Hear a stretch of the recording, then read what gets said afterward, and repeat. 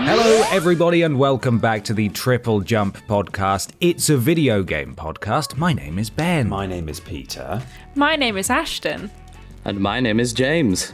Well done. There's four of us here. Snuck in. Jenkins. That's crazy. Welcome, everybody. Happy New Year. Hope you had a wonderful Christmas and so on and so forth. This is our Game of the Year show. We do it once a year, obviously. And we're going to run down our top 5 games of 2021, our most anticipated game of 2022, some honourable mentions, and we're also including listener-voted stuff from our Patreon as well, over at patreon.com/Team TripleJump. Does anybody have anything to say before we just leap right on into this bad boy? No, I think we've covered Happy New Year, haven't we? Yeah, the basics. That's it, really. Yeah. Just I'm enjoying being here. Stuck myself in. It's quite nice. Yeah. Thanks for letting me on. We didn't actually invite James. He just joined the Discord call and was like, I'm doing this, if whether you like it or not. Right. I've got some games. Yeah. We should maybe just remind about. those who haven't maybe listened or seen our content recently, we are doing things from home now. If we sound a bit different to how we normally would in the podcast, it's because we're using different recording setups and microphones and are in different rooms. So hello. Hello. Hello. We're going to roll with it, do the best that we can. Mr. James Jenkins is joining us this week. You will, of course, be familiar with his wonderful work on various Quipscopes this year. He's played a lot of games that we haven't, so we thought, let's round it out. Yeah. Let's bring him in. Let's get this Game of the Year thing done properly. Not that we ever didn't do it properly, but you know what I mean. Put some effort in. Some additional perspective. This time. Put some effort in. All right. Thin ice, Jenkins. Let's start off. Nice to be here. Bye. Let's start off, James, with the most anticipated game of 2022. A poll went out on Patreon, and that's where we sourced the Game of the Year stuff from, as well as I also asked for people to provide their most anticipated game. Stuck that into a little chart or a table, and out popped these 4. We're going to run through them as we run through our most anticipated games as well, starting with Peter Austin. Shall I go from the bottom of the list, the least most anticipated game? Yes. Yes. Okay, well, at number 4, voted by the audience, we have Suicide Squad, Kill the Justice League. And that's actually joint with the next one, which we'll get to in a moment. But I sort of forgot this was coming, thinking about it. Yeah, I did too, actually. Yeah. Yeah. It's the 4-player kind of... Well, we don't know really what it is yet, do we? We've seen some gameplay of it, but we don't know quite how it's going to work yet. I mean, it looks fun. Like the gameplay that we saw at... Was it Game Awards that we saw? Yeah, Game Awards we saw some. It looked pretty fun. So if it's like a 4-player co-op, like shooter kind of situation, I'm on board and I'm ready to play it. Yeah. Because I'm always looking for more kind of co-op games that we can play. So that's the thing. I think it looks like it could be a lot of fun, but I think we just need to know more about. I mean, it could.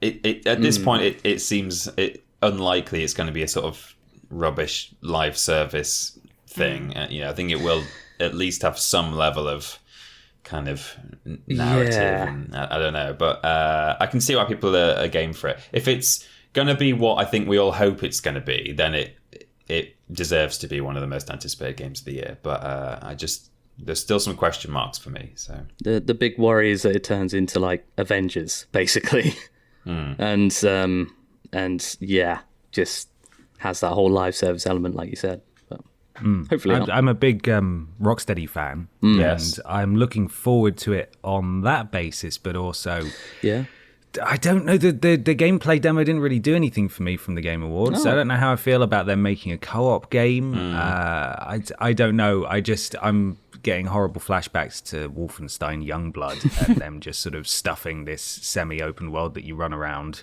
in with sort of repeating quests and events, and I'm really scared. And I hope it's not that, but you're right, Ashton, in that we kind of need to just see like an extended...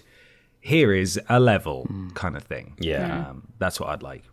It looks shiny, though. It does look shiny. Oh, yeah. It certainly does. So while we're on me, I'll tell you mine, shall I? My most anticipated game. If you have to. I was really torn. I thought about maybe saying Forspoken, but I think on balance, and this kind of coincides with perhaps the next audience one, I am just so excited for Hogwarts Legacy. And, before we even go into that, we, of course, encourage people to vote with their wallets if they have, certain views on certain people. But, Who could that be? Who could that be? You can't talk about this game without that coming up, unfortunately, because, let's address it. J.K. Rowling has not a whole lot to do with this game other than the fact that she owns the franchise and the rights to the IP. So it's unfortunate, I think, that so many people worked so hard on this game. And let's not forget that development on this game started before there were problematic tweets and statements made about the trans community. So, my heart goes out to the team who are now trying to promote a product that I think objectively looks really, really good from what we've seen so far, but is sadly marred by some of the statements made by the person in charge of the IP. So that's a real shame, and everyone's going to have to make their own decision on that, based on how they feel about the whole thing. But just as a game, I think it looks super exciting.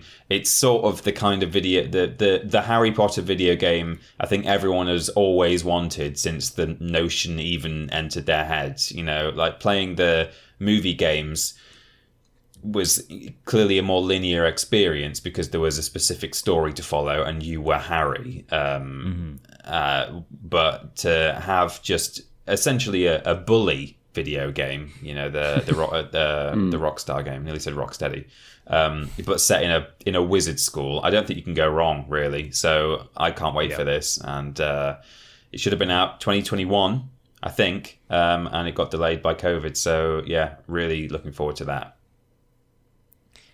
Do we know how the game is going to play? Have we seen much gameplay of it? Or has it been all CG? Because I don't remember seeing any, but I may have just.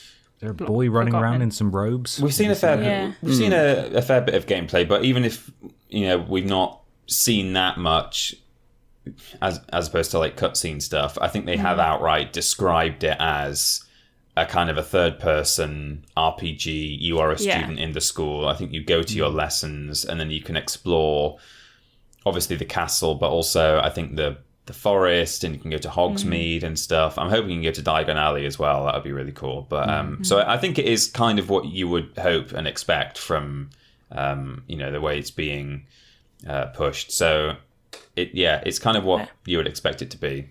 Which is good because it would be disappointing if they released it and actually it was just a rhythm action game. Can you imagine? I also think that this might be a rumor, but I think when it first came out, I think there was a lot of talk about it, was that J.K. Rowling won't make any money from this game because she's already sold the rights to it for video games, I think. So when the video games were first coming out, I think she just said, well, video games aren't going to make any money, so just give me a lump sum and then you've got it. So I think, if I'm correct in thinking it, she won't actually benefit, apart from obviously like people talking about Harry Potter again, from the fund wise from the games. Okay.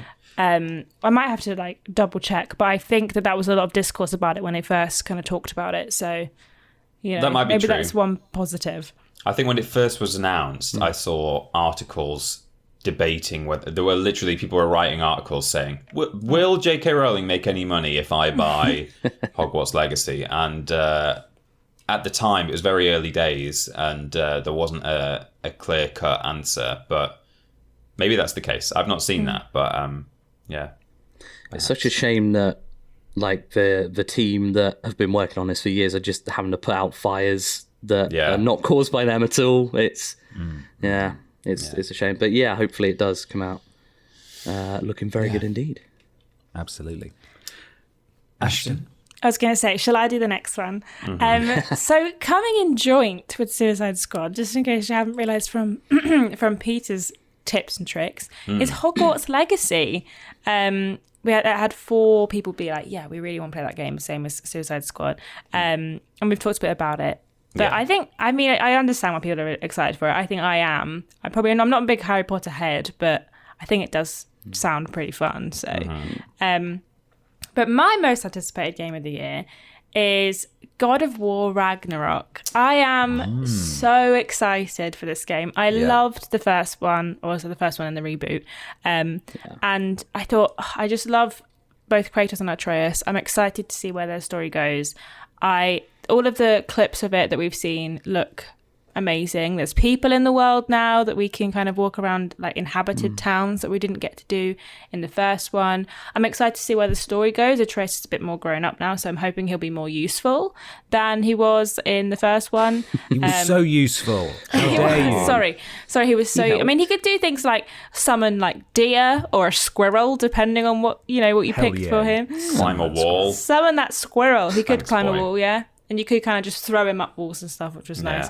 But yeah, I'm excited for the next one. I played the first one in like a week. I just sat and I played through it. To be fair, I had got a broken leg at the time, so I couldn't go anywhere. So it was, the only thing on my plate.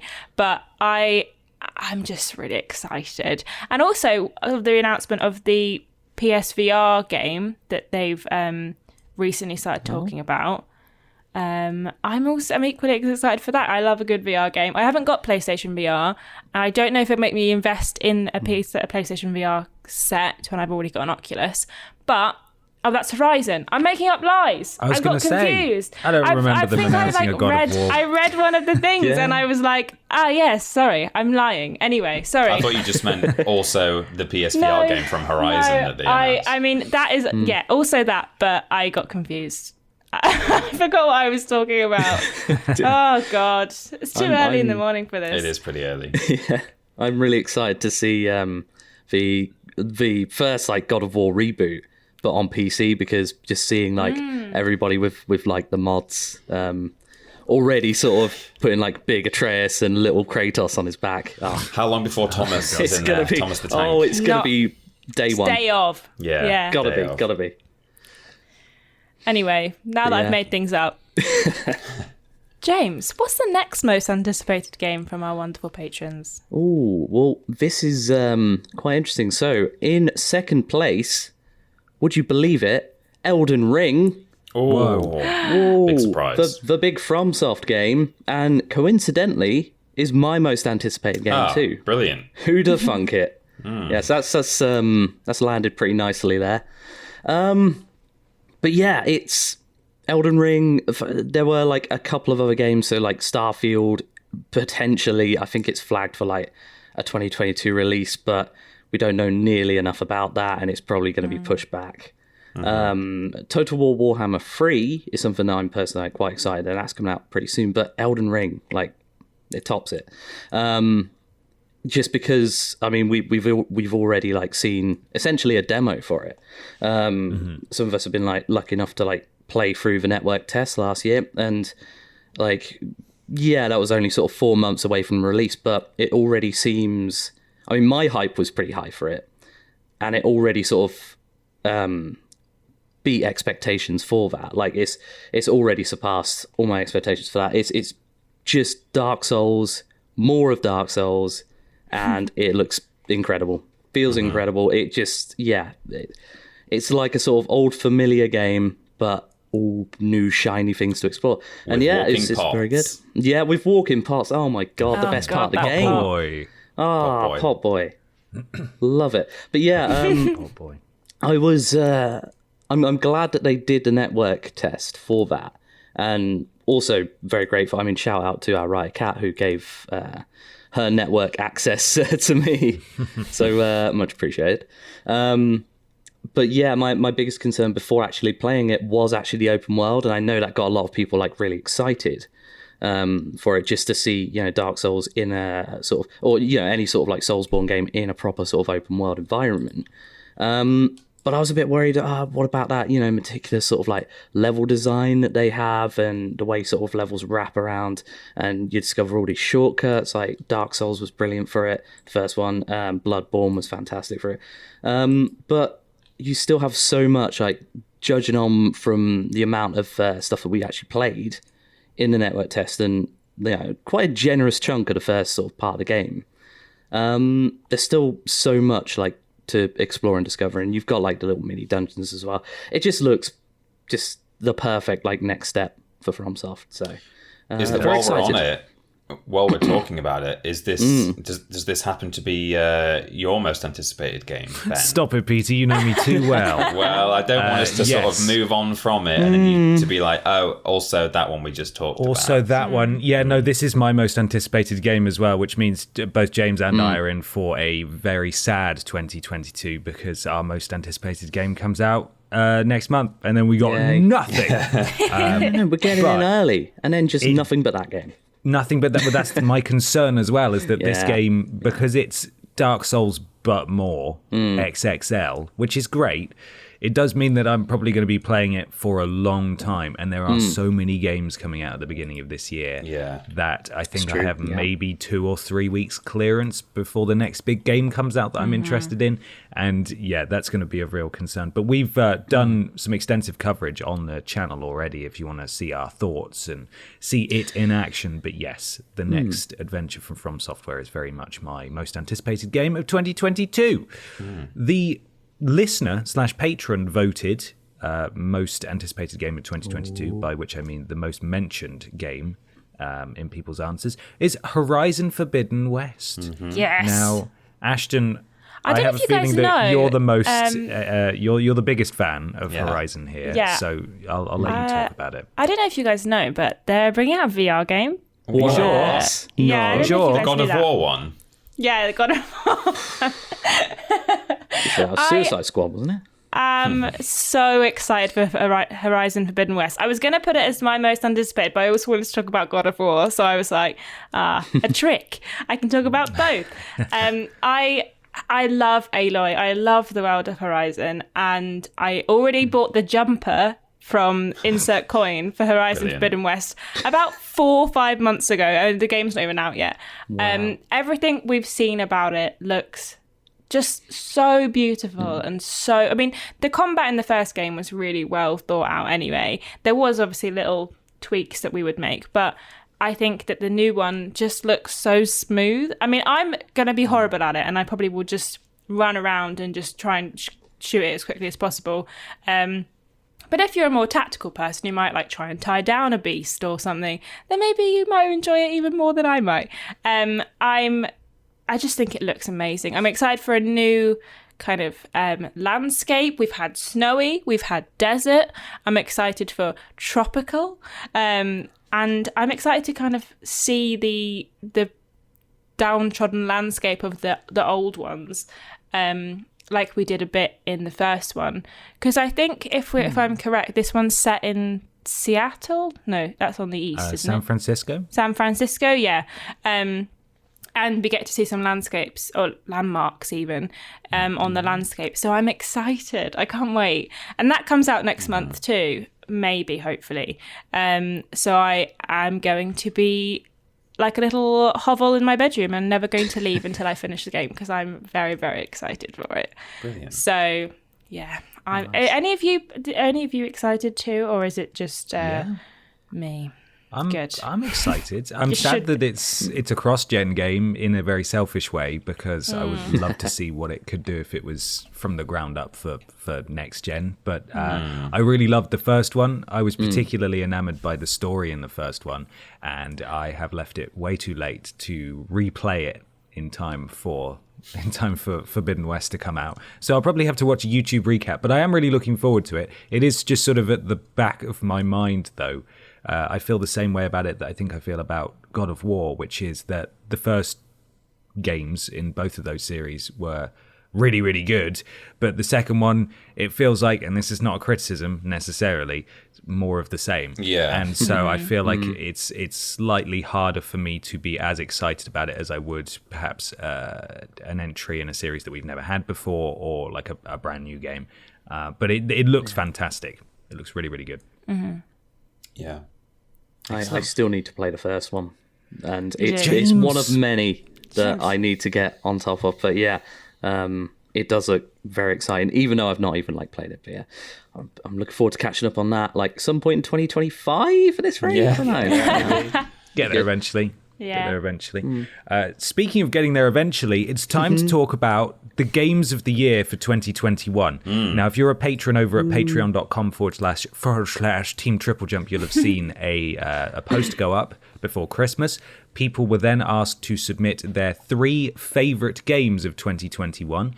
I then took all of those games and put them into a spreadsheet. The 10 most mentioned games were then put into a poll, and then that was a brand new Patreon post where people could vote. They only had one vote for their favourite game of the year out of those 10 games. So people asking why such and such isn't included, or even, well, wasn't included in the poll and may not have even been, well, definitely wouldn't have been in this top 5. It's because the patrons didn't nominate it, or not enough of them nominated it for it to make it into the top 5. So how this is going to work, Peter's going to kick us off with his number 5, but we're also going to go through the Game of the Year listener voted top 5 at the same time. It will make sense, I promise. There's a lot of rules. Are you ready? No, I don't know. Maybe. Here we go. Here we go. Yes. The listener voted number 5 Game of the Year for 2021 is Unpacking. Ah. Nice. Wild I haven't played entry. Unpacking. I know Ashton has. It's good, Played it right? again this week. Yeah, it's actually my number 5 as well. Oh. You I just won't jumped lie to ahead. you. Just jumped right in. I thought you Spoilers. asked me and you kind of, and I didn't want to lie to you and then in a minute go, oh, it's actually my number 5 too. So I thought I'd just... May as well. I don't have to talk about it right now. I can wait until someone else talks about it. But I just thought, it's my number 5 as well. I love this game. I played it this week again because when we were talking about like sorting this out, I saw Unpacking was getting mentioned a lot on Patreon. I thought, oh, I really want to play that game again. So I re-downloaded it. I played through the whole thing in one evening and I had just a great time. This game it just like scratches my brain right. It's just nice. It's a short game and, it takes a couple of hours to finish. But every time, but it means I can play it as much as I want. Like I just go back and give it another go. Yeah. I'm really sad that they're not going to make any more content for it. The story itself that it tells is really well crafted as well, and it really you don't have to tell a story really obviously to make it kind of obvious what the story is. Like you go back and forth a bit in terms of like, where are you, what's this person doing, and you're with the same character the whole way through, but you never actually see them. And it does it so well. Like it's so small little details that you realize, like at one point you have to put your like university degree that's nice and framed. You move in with a partner and they haven't cleared any room for it and it has to go under the bed. And I was like, this man does not deserve me if he's going to make me put my university degree under my bed. Are you joking? So it's like one of those things where you think, yeah, I hate this guy. I hate him. He's made me put a university degree under my bed. So it's like little things that are kind of really well done. Like I say, I'm sad they're not planning on adding any more content to it. They've said like outright that the game is finished. There's no more that's going to kind of happen.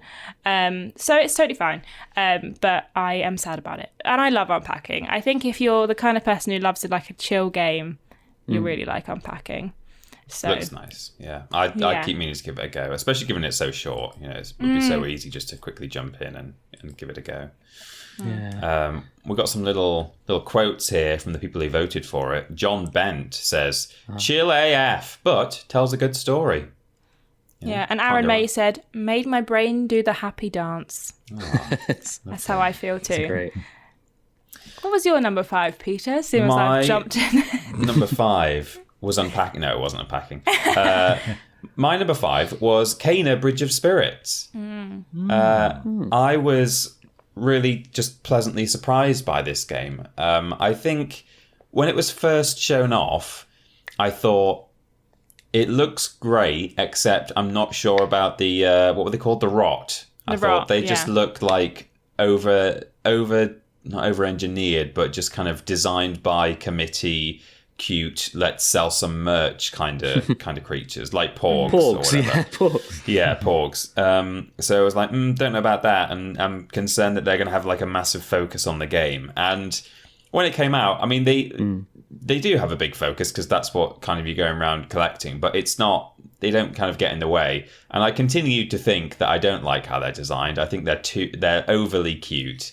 But they didn't sort of hamper the experience for me. So really, all I thought was, this is an amazing kind of first step by the studio, and I was absolutely in love with the soundtrack. It's definitely my favorite soundtrack of the year from games. And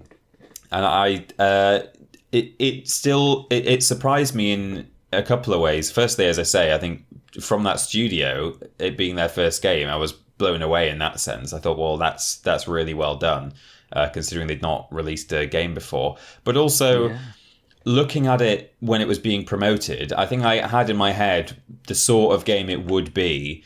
And then when it was released, I thought the story and the world design, the kind of the world building, was more unique. It wasn't as kind of cookie cutter or like tropey as I would expect. And I thought the whole kind of spirit world thing that they created as a story team was genuinely like really interesting and not, I just thought it might be a girl going through the jungle, maybe like looking for artifacts, or maybe like looking for animals, or just something that we've kind of done before in different games. But the whole spirit journey thing and helping these lost souls, I thought was a really interesting thing. And so in that sense, it surprised me as well. So I think it was a really great game from a studio that we didn't necessarily expect a lot from. So I couldn't not at least give it a number 5 spot for me.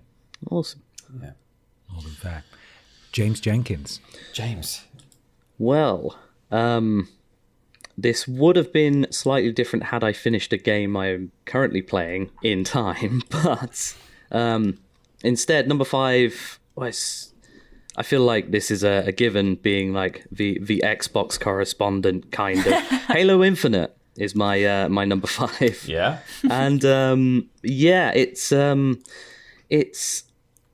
lot of fun. It's a hell of a lot of fun. Like the fact that they've managed to just make like Halo like the original sort of trilogy and really sort of harken back to that, and especially given all of the troubles, like very public sort of troubles over like being delayed for over a year sort of thing.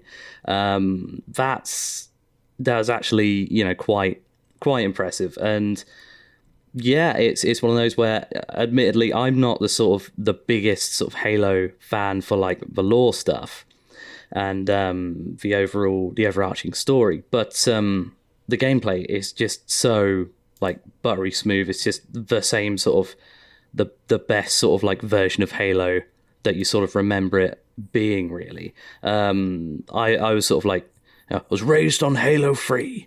That was like my sort of bread and butter for a long while, back when it came out, and it just reminds me so much like the single player and multiplayer as well.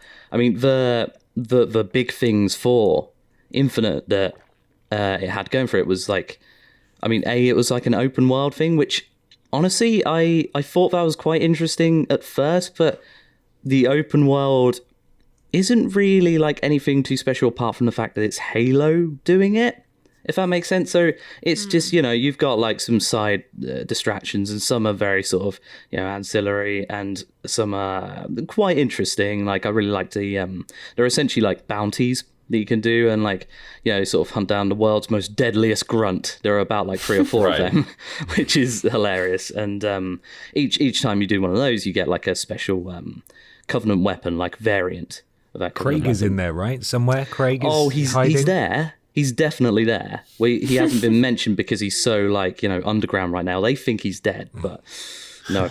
Is he is in there though, right? As an Easter egg, Craig, the grunt that everyone kicked off about. This is the thing. The brute, sorry, yeah.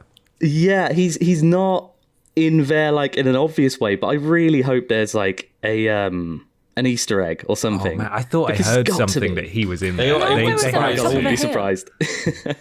It wouldn't surprise me, because they've done big Easter eggs. Well, I say big. They've done like little hidden Easter eggs before, where like you can, if you go way, almost, it's like you're out of bounds, but you can actually just get there. You don't have to like glitch your way, but you're going way off the beaten path in a linear Halo game. Sometimes there's a couple of grunts that you can find in, I think, Halo 2 and Halo 3 that will just like call you an idiot and stuff, and they'll just like kind of like chat rubbish to you, and amazing. So it wouldn't surprise me if Craig was in there somewhere. Yeah, the way they hide the skulls, I mean, in past Halo games is just, exactly the same way. It's like, and that's meant to be, you're meant to find those. Those aren't meant to be like Easter eggs. Yeah. But yeah, the other big thing I really, really enjoyed with Halo Infinite was the grapple hook. It's so good. It just seems like it was a perfect fit. It's such a perfect fit that it seems like it was always there. Like Ashton. Hey. I was like, what? I don't know. That's like a compliment. Grapple hook. Oh.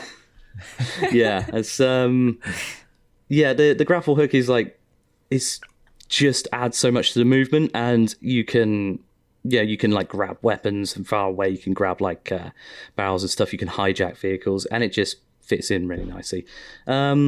And yeah, just a lot of fun. The multiplayer as well, because it's a hard one to like sort of judge. I was sort of like putting in a campaign and the multiplayer all as one here.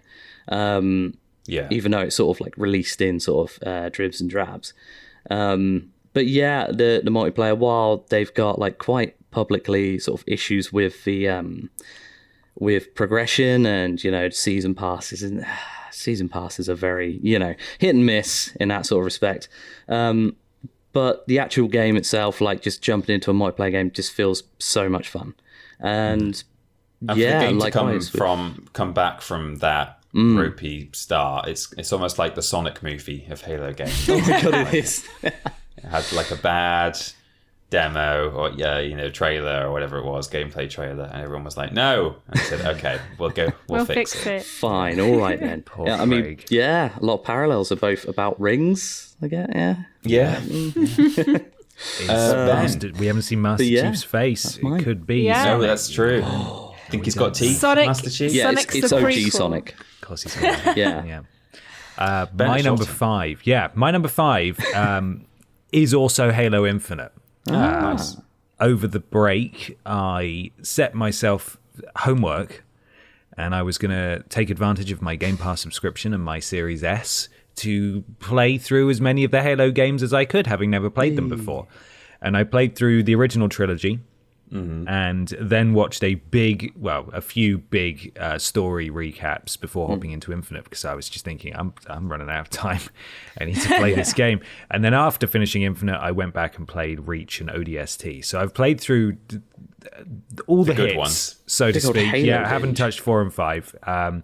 Infinite, though, was so fun. It was such a fun game, and I realize 4 and 5 probably brought in these modernizations, but certainly jumping from the original trilogy to this one, having the buttons be where I expect them to be in terms of reload and crouch and throw grenade and that kind of thing. That made a big difference for me. The grappling hook is so good. It's the best grappling hook I've ever used in a game, especially an open world. Once you learn how to use it, you can just zip around all over the place, reaching the high areas that you want. You shoot one guy in the face, you bop another one on the nose, you stick a grenade down a third one's throat, and then you grapple onto an enemy the other side of the map and just zoom over and smack him in the face as well. You feel like a super soldier. And admittedly, I was playing it on easy because I really did want to feel like a super soldier and not just a big boy who dies a lot. But it was like, I was really surprised at not only how much fun it was, but also how the story, while very brief, was something that I could actually get invested in as someone who hasn't played 4 and 5. A lot of callbacks. And I didn't do much of the open world stuff. And as James said, it's a lot of like capture this point and kill this guy and collect this thing, and that's fine. The open worlds need that stuff, but I just sort of went from story mission to story mission and did some of the side stuff if it was en route. But I was very, very impressed by this game, especially after, as you say, its development cycle that we all know a lot about. And I would recommend that people give it a go. It was a really fun shooter, and it's been a long time since I played one of those. I fully intend to pick it up when they release the co-op mode for the campaign. I think I'd have more fun playing it with someone else. So I'm waiting and then I'm going to play it. But I am excited. I think it does look really cool, and everyone's who've played it, like you guys have said, it's really good. So I'm excited. I've said before that I, loved 1 to 3, loved Reach, quite enjoyed ODST. I mean, it was kind of its own thing. I didn't like ODST that much. Yeah, I mean, it was my least favorite, but it was fine. It was just it was almost like a Halo 3 expansion pack almost. But then I played 4 and it put me off, and I didn't even bother with 5. But to hear now that it is such a kind of callback and it scratches that itch of the original trilogy, it's really got me up for giving it a go at some point when I'm able to. So yeah, I'll be trying it for sure.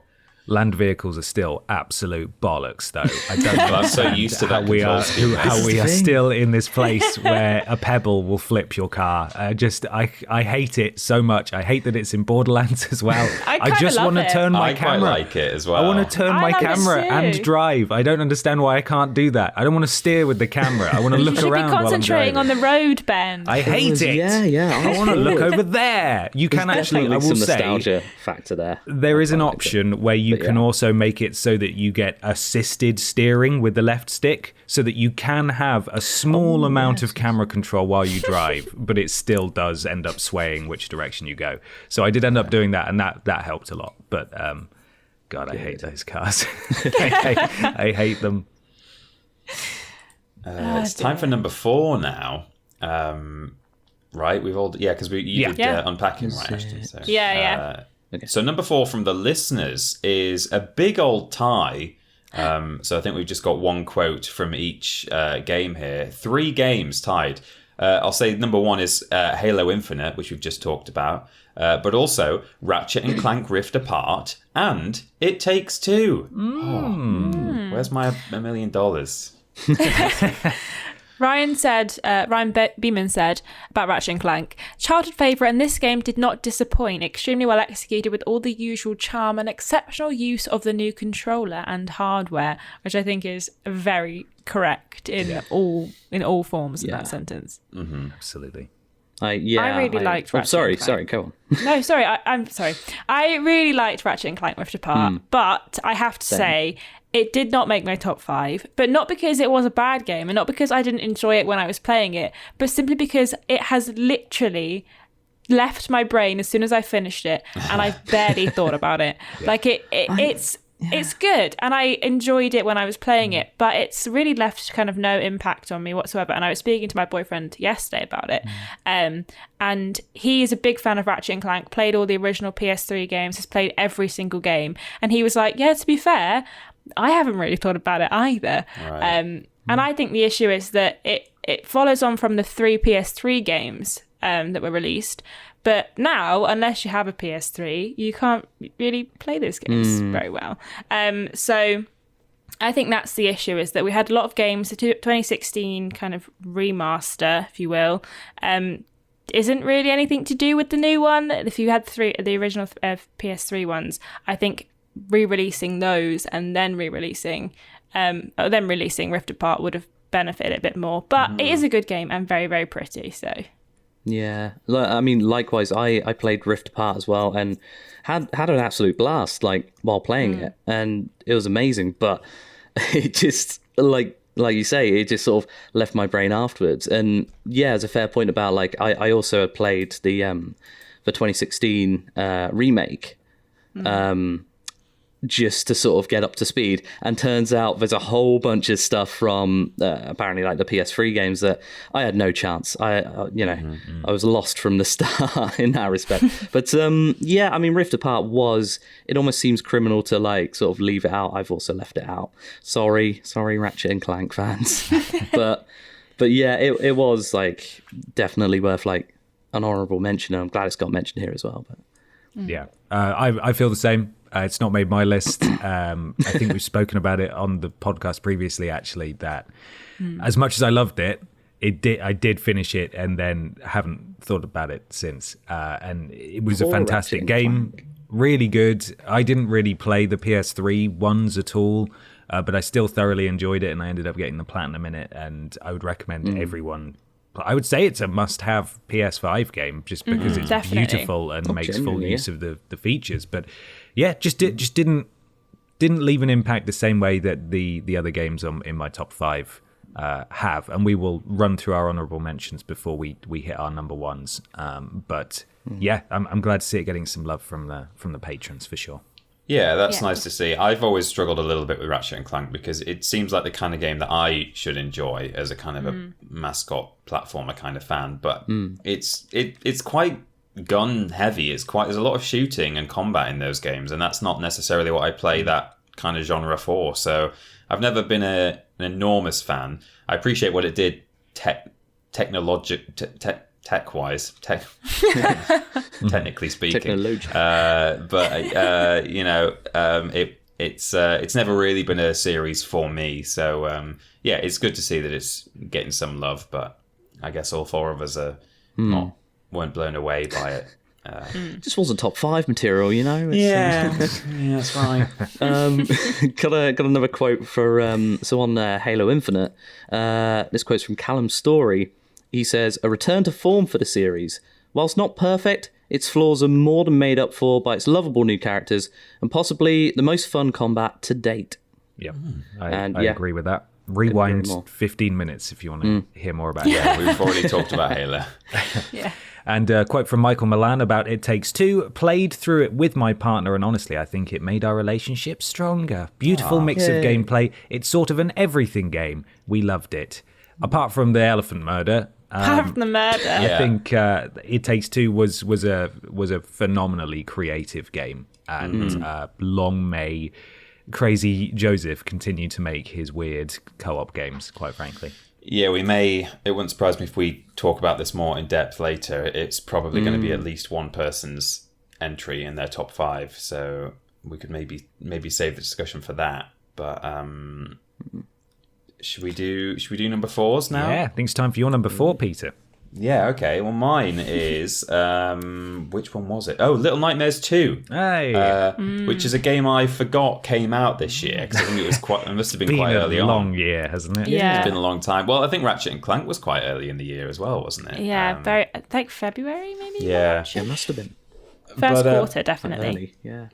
I loved Little Nightmares 2, and not just as a fan of Little Nightmares 1. I think that sort of inside limbo Little Nightmares sort of genre where you've got no HUD, limited controls, and you're just kind of side-scrolling your way through physics-based puzzles and just exploring a world. I think there's just... I want more and more of those games. And there's that one coming out. Is it this year it's coming out? The one with the man and the dog? I've forgotten the name of it. I think now, so. But... Oh, yeah. Somerville. I was going to say Summerfield, but that's a supermarket, isn't it? It is a supermarket, yeah. I just want to see more and more of those because, I mean, certainly for me, something I've discovered this year is that I've just had less and less time to play games and to have those nice, neat little...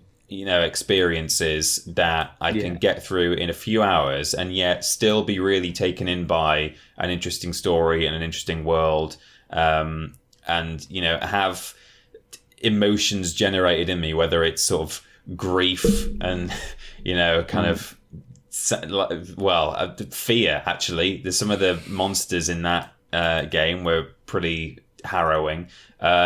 I think that's a great thing for people who are perhaps in that position, like me, who don't have time necessarily to explore the open world of Red Dead Redemption 2 or, fully immerse themselves in the story of GTA 5. So, as I say, I'm a big fan of Little Nightmares 1, so it helps that it was a sequel to a game that I really love, or a prequel, as it turns out. Spoilers.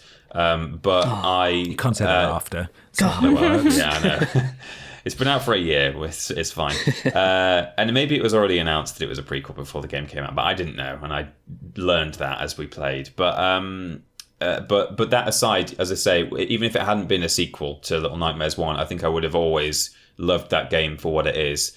That art style, the Tim Burton style horror, it's all fantastic, and it was more of the same, as we were saying about Horizon and God of War this year, more of the same. But sometimes that's exactly what you want if you are a fan of a certain franchise. So I'd love there to be a third. Probably won't be because of acquisitions, but never mind. That's sad.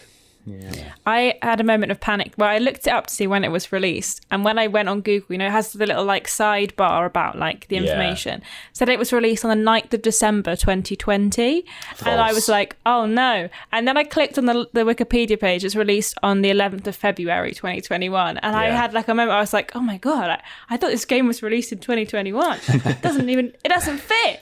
But it's fine. It is actually allowed. They are often wrong on Wikipedia. I don't know why. I think it's like if a demo came out, it's like initial release on this, but that's not what we need. Thank you, though. The algorithm is easily confused. Should I go next? Yeah. Please do. Well, my number 4, I was going to say I'm embarrassed about it, but you know what? I'm going to own it. I've talked about this game a lot this year. It took up a lot of my time. And first of all, I was like, I shouldn't be playing this, There's better games out there that I should pick up. But I never did, because this game had me by the throat. Like, it just sent me just every night. It's all I played. It's Far Cry 6. Okay. And I was really Project worried it Makeover. was going to be Project Makeover. I genuinely thought it was going to be Project Makeover. No, that wasn't released this year. So No, I thought it was going to be Far Cry, but I could see on Ben's face. I know. It's ever present. It's released every year. I mean, if it was released this year, it probably would be my number 1. It's definitely on most hours in it, but we won't talk about that. That's even more embarrassing than Far Cry 6. I loved this game. I could not put it down. It was kind of everything I think I needed at the point when it came out. It was a game that I could just mindlessly run around in. The story is nowhere near the best story that Far Cry's ever produced. It's decent, it's fine. It's really not the part about the game that I really loved. I just loved running around in the environment. It's so pretty. It's such a nice hot island, and I think I was just, I'm always cold, and that felt like something that was going to make me feel good. And I really like the gameplay. I think it's buggy as all hell, but I will say, actually, I played the PS4 version of this game for the most part of playing this game, but over the Christmas when I was here, I played it on the PS5. Annoyingly, that my save wouldn't carry over because PS4 and PS5 saves don't work together. If I got a different version of the game, it basically just is like, you've never played this game before. It's really annoying. That's stupid. But when I played the PS4 version on my PS5, I encountered more bugs than I did just playing it on my PS4. I didn't encounter really any massive bugs on my PS4. There was never like being flung in the air. There wasn't a lot of like weird moments. But when I played it on the PS5, as soon as I picked it up and we got in a plane, the plane exploded. I was flung into the air and MB died. Like, there was just this weird moment. I was like, this has never happened to me before. This is really strange. So I don't know if it's something about playing it on the PS5 that just breaks this game. But playing on the PS4 was much less buggy than it was on the PS5, which is, I can't explain why, but that's my experience with it anyway. Maybe it's an Ubisoft thing. I don't know. Maybe they're it is an just Ubisoft swinging thing. all the way the other way, because I know Assassin's Creed Valhalla was kind of broken for a lot of people on last gen, and then on the newer gen consoles it ran fine. And then for Far Cry 6, they just thought, you know what, let's completely flip up the next gen versions and have fun with that. We're not going to get any criticism about it not working on last gen. It's going to work really well on last gen, but new gen, I'm sorry about it. 2 wrongs make a right. Yeah, there's obviously a typical Ubisoft filler. The map was massive. I haven't even uncovered all of the map, but I really enjoy playing this game. The end game content is crap, I'll be honest. All of the villain DLC that they kind of teased and were really excited about, it's all just kind of mini roguelikes for each of the they're called like insanity levels, or one's like control levels or something. We've only done the Vast one so far, but the Pagan Min one, the trophies came out like before the actual DLC's released, and it's exactly the same as the Vast one, just about Pagan Min instead. So yeah, the endgame content is lacking, but I really enjoyed playing this game, and I am done being embarrassed of enjoying Far Cry 6. Everyone's like, embrace it. And you know what? I am. You shouldn't be I'm embarrassed. a Ubisoft. Yeah. I am a slag for Ubisoft, and I'm going to go with that for the future. There's got to be a better way to put that. Yeah. There simply isn't. Potentially. And if there is, I don't want to think about it. So I'm going to go with that. But yeah, my number 4 is Far Cry 6. Nice. I mean, yeah, like if a game's sort of buggy, but you're having fun with the bugs. I mean, I absolutely love Skyrim, and it's still buggy as hell. Despite being released 50 million times. So, yeah, you know. Far Cry 6 is comfort food, right? Yeah. Yeah. I debate. Well, we're going to do some honorable mentions later on in the podcast, and I debated including GTA 3 in there just because for kind of similar reasons. Like, it was super buggy, but I kind of really enjoyed myself almost all the way through that game, and I played it religiously, just like night after night, to get it done, and not in a kind of chore sort of way. It was. I think it started that way when I started to get frustrated at the very beginning and thought, "Oh, I'm just going to power through and get it done," and then very quickly I thought, it's kind of just silly, and it's providing me with loads of Twitter content, so I'm just going to enjoy it. I enjoyed the feed of buggy videos, clips that you did. Yeah. So is it Mr. James Jenkins next? What's your number 4? May well be. So, number 4, I should have said before, but like my like first 3 are all pretty interchangeable anyway, but my number 4 is Metroid Dread.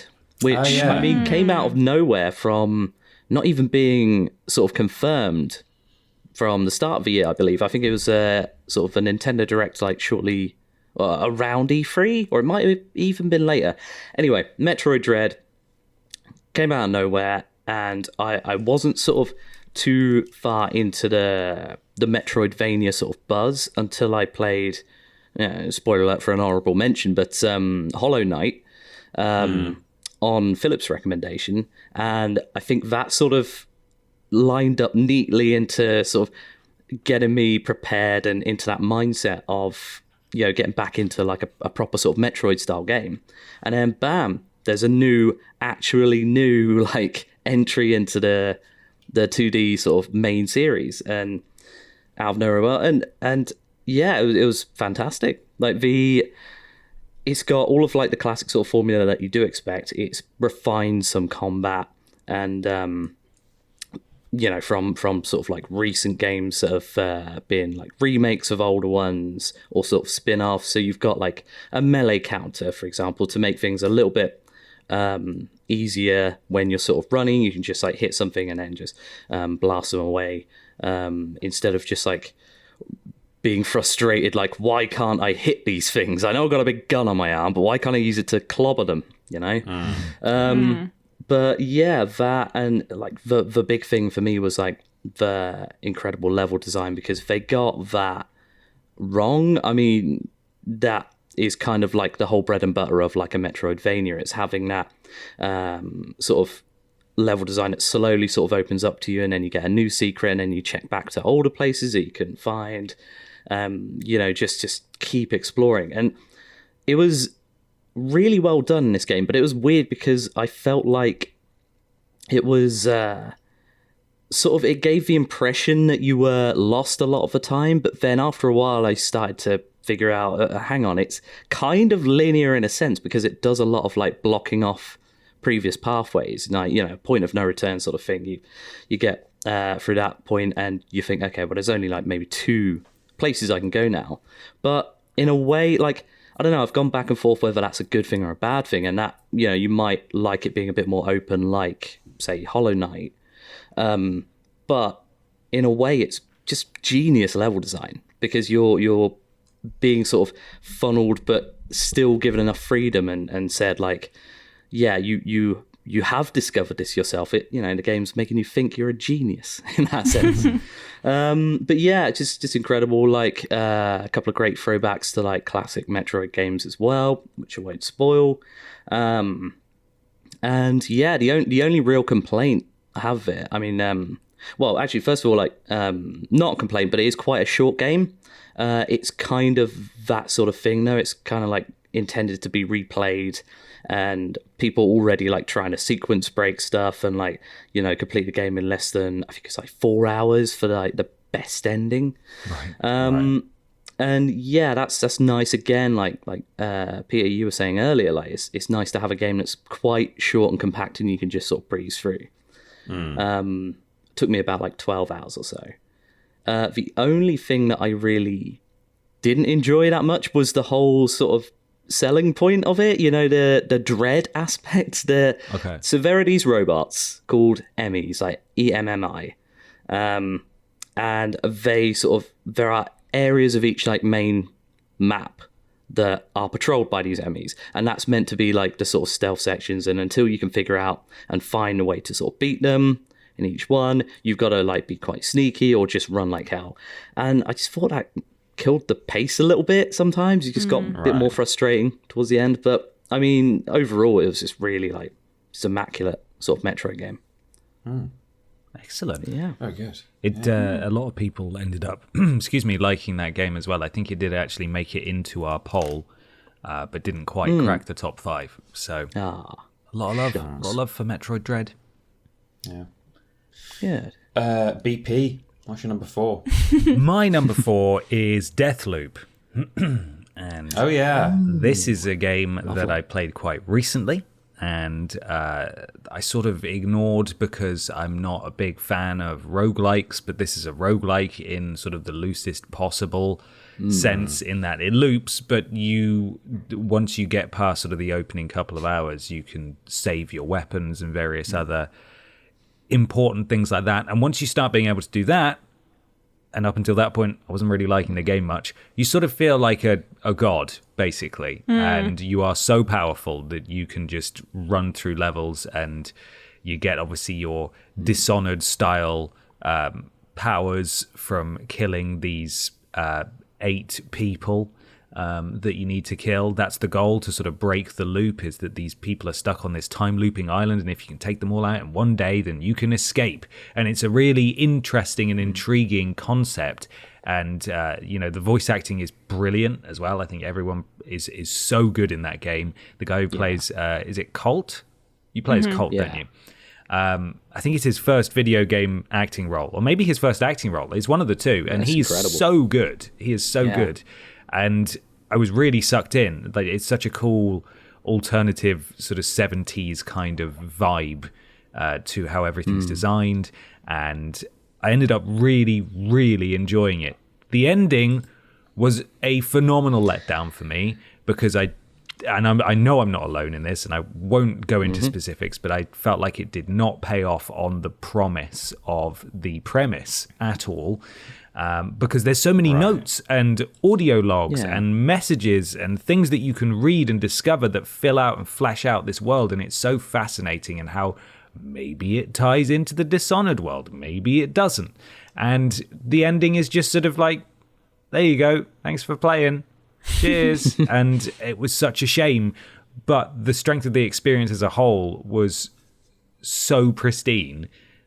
And I did have a couple of bugs, but not many, that I can't recommend it enough. And I'm certain it'll be coming to Xbox, obviously, at some point this year, perhaps, once the exclusivity with PlayStation runs out due to the whole Bethesda thing. And I can't recommend it enough. People need to play this game. It's really, really good, even if you're not into the whole looping aspect. Once you get those first couple of hours out of the way, which I know is a big ask because time is finite, you will probably really enjoy it. It's a great game. But time loops, Ben. It's fine. Yeah, sure. You get those 2 hours back tomorrow when you do it again. Never finish the game. Sure, how it works. Yeah. Oh, no. Well, it's time for number 3, everybody. Yes. Really rattling through these. It is. Number 3, as voted for by the listeners/patrons, is the Mass Effect Legendary Edition. What did the audience have to say about this, James Jenkins? Well, we've only got one quote from Dan Amos. So he says, although I wanted to play them, I never did until this. I was expecting to be underwhelmed after years of it being hyped up, but I was wrong. I really can see what the fuss was about. Yep. Yeah, absolutely. Yeah. Has anyone else played this year? I've not, and it's something I really want to do. I'm one of those people who missed them at the time, and I've always wanted to play them because I love a space opera. I love sci-fi games, and everything that I know about these games seems exciting. Well, maybe not everything. I know they've had a couple of missteps, but I absolutely want to give it a go, but I haven't got around to it yet. But I will do. I saw some exciting news, I think just this week, that Mass Effect Legendary Edition is coming to Xbox Game Pass this month, which is huge because like I had it on like a list of don't I get it for like around Christmas time, or do I ask a relative to buy it? And now glad I didn't get it. Yeah, gonna be free, isn't it? Go get it for free part of the subscription. Nice. Easy. I did play it, and I thought it was fantastic. I spoke ad nauseum about it on the podcast as I made my way through 1, 2, and 3. I think they hold up really well. 1 is definitely the weakest for me. 2 is fantastic, and 3 is just the most polished gameplay-wise, I would say. Love them. Can't recommend them enough. Really, really good. I do tend to, with my games of the year, as in previous years, I go with my heart and the games that mean the most to me.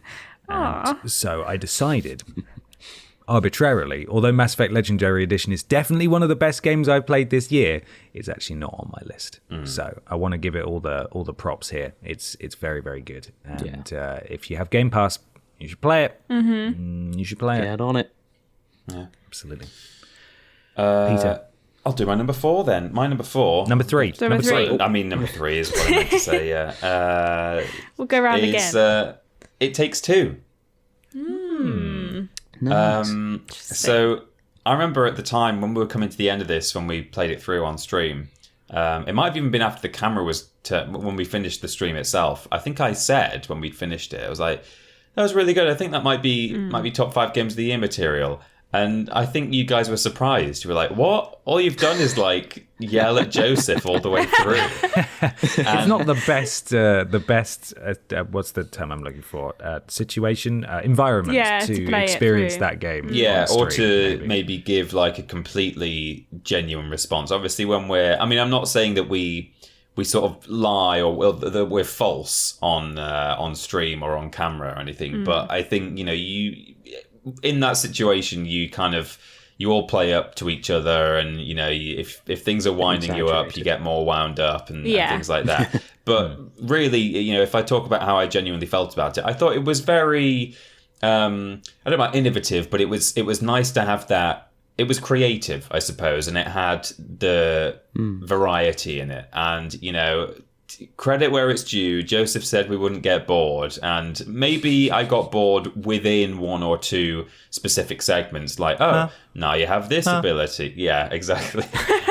Now you have this ability, and you've had it for the past 15 minutes. Half an hour. But what he clearly meant by that is there's always going to be something new for you to do around the corner. And that was very much the case. And that's one of the things I loved the most about the game. I also thought it was very pretty. I really quite liked the art direction. I think the only thing that let it down for me was just the way people sort of behaved generally, not just the way they spoke and the things they said, but even just their actions and the decisions that were being made. It was a very strange thing story-wise. Ultimately, it kind of had a heartwarming thing to it at the end, a heartwarming conclusion. But, the book was an asshole, but he was probably supposed to be. Worst Parents of the Year award, I think. If we were doing a podcast on that, it would be clear. But I did really enjoy it. I think it's a very clever game, and it's the kind of game that you could play with perhaps something of a non-gamer friend. You could kind of walk them through it and be with them and just enjoy it as a pair. So I think there's a lot to be said for It Takes Two. I've played it twice now, once with my partner and once with you guys. And I think on playing it the second time, I think I didn't enjoy it. I think when I look back at it, I just don't look back at it and be like, I had a really good time playing that game. I think I probably did have moments where I was like, this is really fun. But then I kind of looked back on it after the second time and I was like, I just don't feel like I had fun. I feel like I played it because I wanted to like see what was next. But I do feel like that maybe I didn't enjoy it as much as I think I thought I did. I don't know if it's because I played it twice and I kind of got an extra look at like how awful these characters are. Yeah. And I mean, the voice acting is wonky most of the time as well.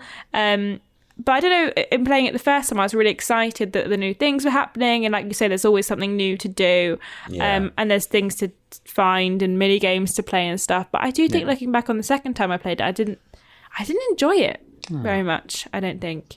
I know if that's just me, because I know you played it twice, Ben. But yeah, well, I was about to partially agree in that the first time through was still, I think, quite a magical experience, even if it was a case of, oh God, what's Joseph going to throw at us now? But yeah, the second time through was harder, admittedly, and I got the platinum by myself. So for the last few trophies, I had to just use 2 controllers because the person I was playing with wasn't there, and so. Going through it again had far less impact, I think, and only served to just sort of perhaps highlight quite how long some of the sections are. But on the whole, especially as a one and done game, play through it once, I think it's exceptional. I think it's really, really, as you said, Peter, it's so creative that I just can't wait to see what he does next. Yeah, and for context, for those who don't remember, that was my first playthrough on stream. So that was my initial run. So maybe if I played it a second time, I'd feel the same. I can almost imagine that, actually. If I kind of in my head imagine going through that again, I can kind of see where you're coming from. But yeah, as you say, as a one and done, I think it was genuinely a very clever game, very enjoyable. Yeah. And if any game publishers are listening, I want you to make more like It Takes Two and not less like It Takes Two, because I didn't necessarily enjoy it the second time, because I want more games that I can play in that environment. So like co-op, just please. Yeah, co-op, absolutely. Split screen, like online co-op, local co-op would just be a bit of couch co-op. It never goes amiss, you know. Yeah, so nice to see more. 6 for me. Yeah. And of course, it won the Game Awards Game of the Year, didn't it? Yeah. Go off, Joseph. So proud of him. Hey, the ultimate redemption arc. Ashton. Yeah. So my number 3, is Guardians of the Galaxy. We know from the podcast that I had a couple of issues playing Guardians of the Galaxy at the beginning. I didn't enjoy the combat. I thought there was too much going on, and I really hated Rocket. But as I finished the game and as I got through it, the story is just amazing. I love the story of it. And the gameplay, I still don't love the combat. I still think it's pretty chaotic and difficult to kind of see what's going on a lot of the time, but the characters and the writing was just unbelievably compelling. The voice acting across the board was brilliant, and visually it's very pretty, and I really enjoyed it. And I think that having finished it now and the soundtrack and everything that I played through, I just think it's a very well done game. I think maybe if you're not me, you might have I mean, I know Ben really enjoyed it. I'm sure you'll talk about it in this podcast, but I think maybe it's just a me thing, but I've heard some people talk about like the combat being a bit too much as well. But yeah, I enjoyed Guardians of the Galaxy, and I won't go into too much because I know that it's coming up again in a bit. I just wanted to, I have no doubt it'll come up soon, but yeah, I just wanted to mention as well that I've almost got to the end of it. I'm like maybe chapter 13 or so. Just an absolute blast playing for that game. I absolutely sort of agree with that. Like I love the fact that there's almost too much banter when you're going through. Have you found I feel like it's I had to stop. Yeah, you miss things, right? I didn't want it to skip. Yeah. Sometimes I've missed, where you make the choice what you're going to say next, because I want to wait until the last second, and then there were a couple of times where I just missed it because I was listening to what was being said. I did that once. Because occasionally, if you answer too soon, he'll just cut them off. Yeah. Sometimes he won't. If you leave it long enough, you have to leave it right to the end. But yeah, it's the ultimate game of chicken dialogue. Yeah. But yeah, like just really love that, and also like the soundtrack, just absolute bangers. Yeah, very good. I Even always the got original sad. stuff with the Yeah. fake rock Yeah. band. Yeah. I always got sad when it like would cut off like a good 70s tune to play like some ambient music. I'm always like, no, bring back Rick Astley. What are you doing? But There's nothing like, you're expecting some like uplifting, like really sort of 80s hard rock to kick in during a battle after you do like a little huddle, and then bam, Rick Astley. It's so good. Mm-hmm. Yeah. James, what was your numero trois? My numero, are we on trois or numero? We're on 3. Oh, no, on that is 3. 3, of course. I did French at school. It's fine. Mm-hmm. My number 3 is Age of Empires 4, and this really was unexpected for me. In that, I mean, I quite enjoy the odd sort of, ponderous strategy game. Although there's nothing ponderous about this. It's too fast. It's very hectic. But yeah, I hadn't really played Age of Empires 2, which is like the big sort of cult classic of the series, and one that this sort of takes a lot of cues from.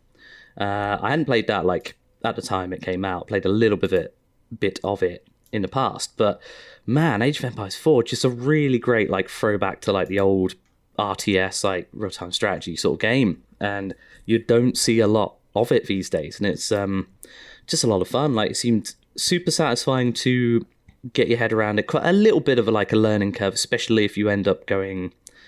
I went all in, and I ended up getting quite deep into like the online play as well, to the point where YouTube was recommending me a lot of Age of Empires 4 build order guides. I'm like, God, this has to stop.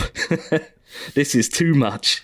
But yeah, super satisfying. Like, there are only 8 civilizations, which seems like, especially when I found out, I think Age of Empires 2 has like something like 30 or 40. It's ridiculous. But like, it seems quite small, but you have like so many unique mechanics for each one that they've really made like the different civs seem a lot more different, and you even like change out your play style with it.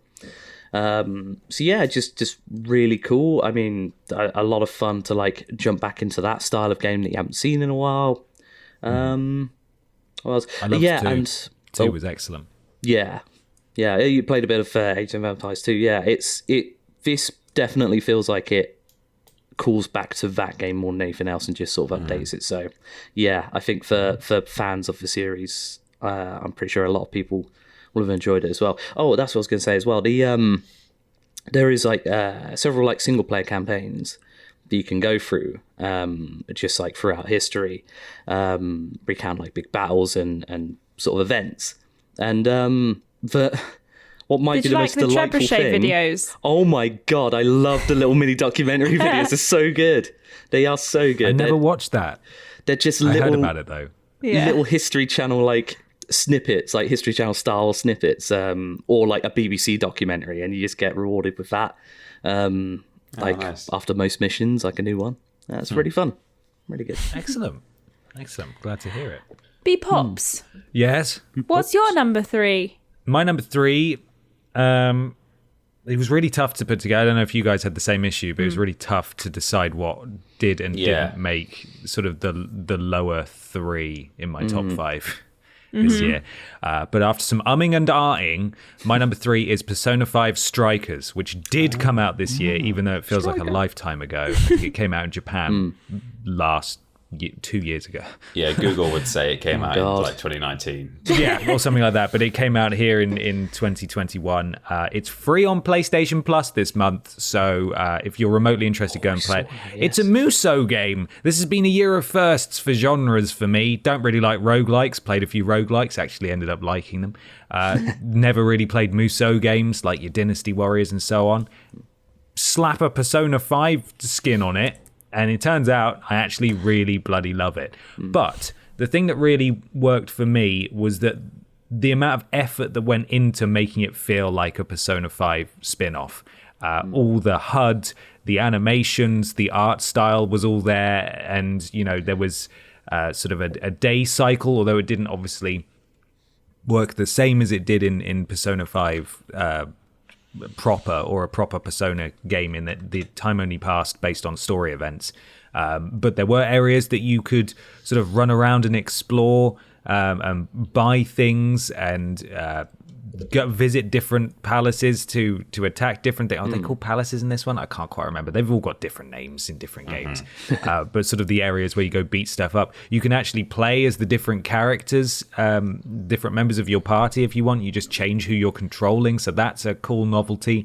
It really does have so much love and care poured into it by the devs, whose names I forgot to write down, that they clearly work very closely with P Studio to make it look the part. And as someone who has played Persona spin-offs before, especially for 4, I played Dancing All Night, Arena and Arena Ultimax, and the sort of story components of those left me feeling really wanting. And they didn't really scratch the itch that I needed them to. Whereas this, it felt like a proper continuation. It just like, let's check back in with the gang after a year and see how they're all doing. You get to visit some familiar locations, especially the cafe. And I was just, the more... It's a bit like Returnal in that when I first started playing it, it wasn't really working for me. But the more I played, the more I really, really enjoyed it. And... I am sincerely hoping that we get a Persona 6 announcement soon, because it will this year it will have been 5 years since Persona 5. Yeah. So, I'm ready for the next adventure. Or, just Persona 4 Golden on PC Atlas whenever you're ready. Stop releasing the flipping fighting games. That would be great. But yeah, Persona 5 Strikers for me, it's on Plus. Go play it. Omega Force is apparently the developers, and P Studio. Yes. They did the Zelda one as well, right? They did a Hyrule Zelda Warriors. game. Yeah, was that them? Oh, yeah. Yes, that would make a lot of sense. I was going to say, I've not really seen a lot about Persona Strikers, but it sounded the way you were describing it like Hyrule Warriors, that you can switch between characters that you kind of meet along the way. So yeah, if Everyone's it is doing them, Dynasty and Warriors better than they are. Yeah, they did Dynasty Warriors too, didn't they? I think, is it all them? Again, I'll need to open up the Wikipedia page to properly familiarise myself. But certainly they've clearly worked with other licenses before and done them justice. So there we are. It's number 2 time. It is. Excellent. Yes. So number 2 for the listeners' vote. This might sound a little bit familiar, almost like we've just talked about this. It's Guardians of the Galaxy. Oh. Damn. I will say Guardians and the number 1, as voted by the patrons, were by far sort of runaway winners. Everyone else was sort of quite distant from them. So Guardians getting a lot of love, which is really nice. David Lever has a comment here, and he says, just a really fun game. The characters, story, and gunplay all hooked me in, and I felt like my choices mattered. And Jack Archer says, let's be honest, nobody actually believed this game would be this good after the Avengers fiasco, and with how much they were pushing with promoting it on every single event ad nauseum. However, this is the closest we've got to a new Mass Effect-like game, and it's an absolute joy to experience. I will just say, before we perhaps commence the Guardians discussion, that it is my number 2 as well. So, I've really been I've been playing it over Christmas, and I've really enjoyed it. I completely agree with Ashton, though, in that the one thing I don't like is the combat. I think that, Star-Lord is deliberately quite weak compared to the rest of the gang. And the whole point is that you're supposed to be commanding them to kind of do all the heavy lifting for you. Yeah. But it's kind of just a bit difficult to do. I know you can hover chaotic, above, isn't it?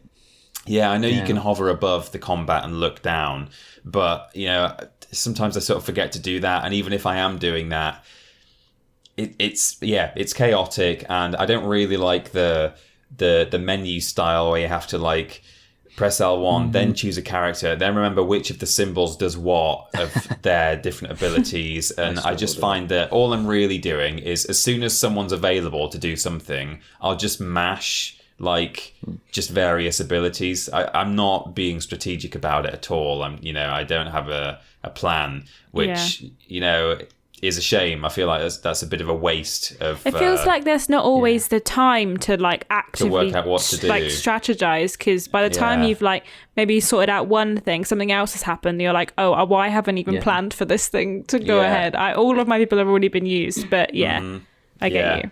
I will say just cut in. I will say, like, in their defense, I was looking at like the options before I'd like started the game, and you can change a lot of difficulty options, including like how slow things go. So I guess I didn't though. I stuck with like the default just in case it, you know how a lot of games will just be like, you mess with the default difficulty, you're not getting any trophies. Yeah. So, you know, there are options. I tweaked the difficulty so that I just found combat a bit more enjoyable. I thought if I had done that, I would have just not really.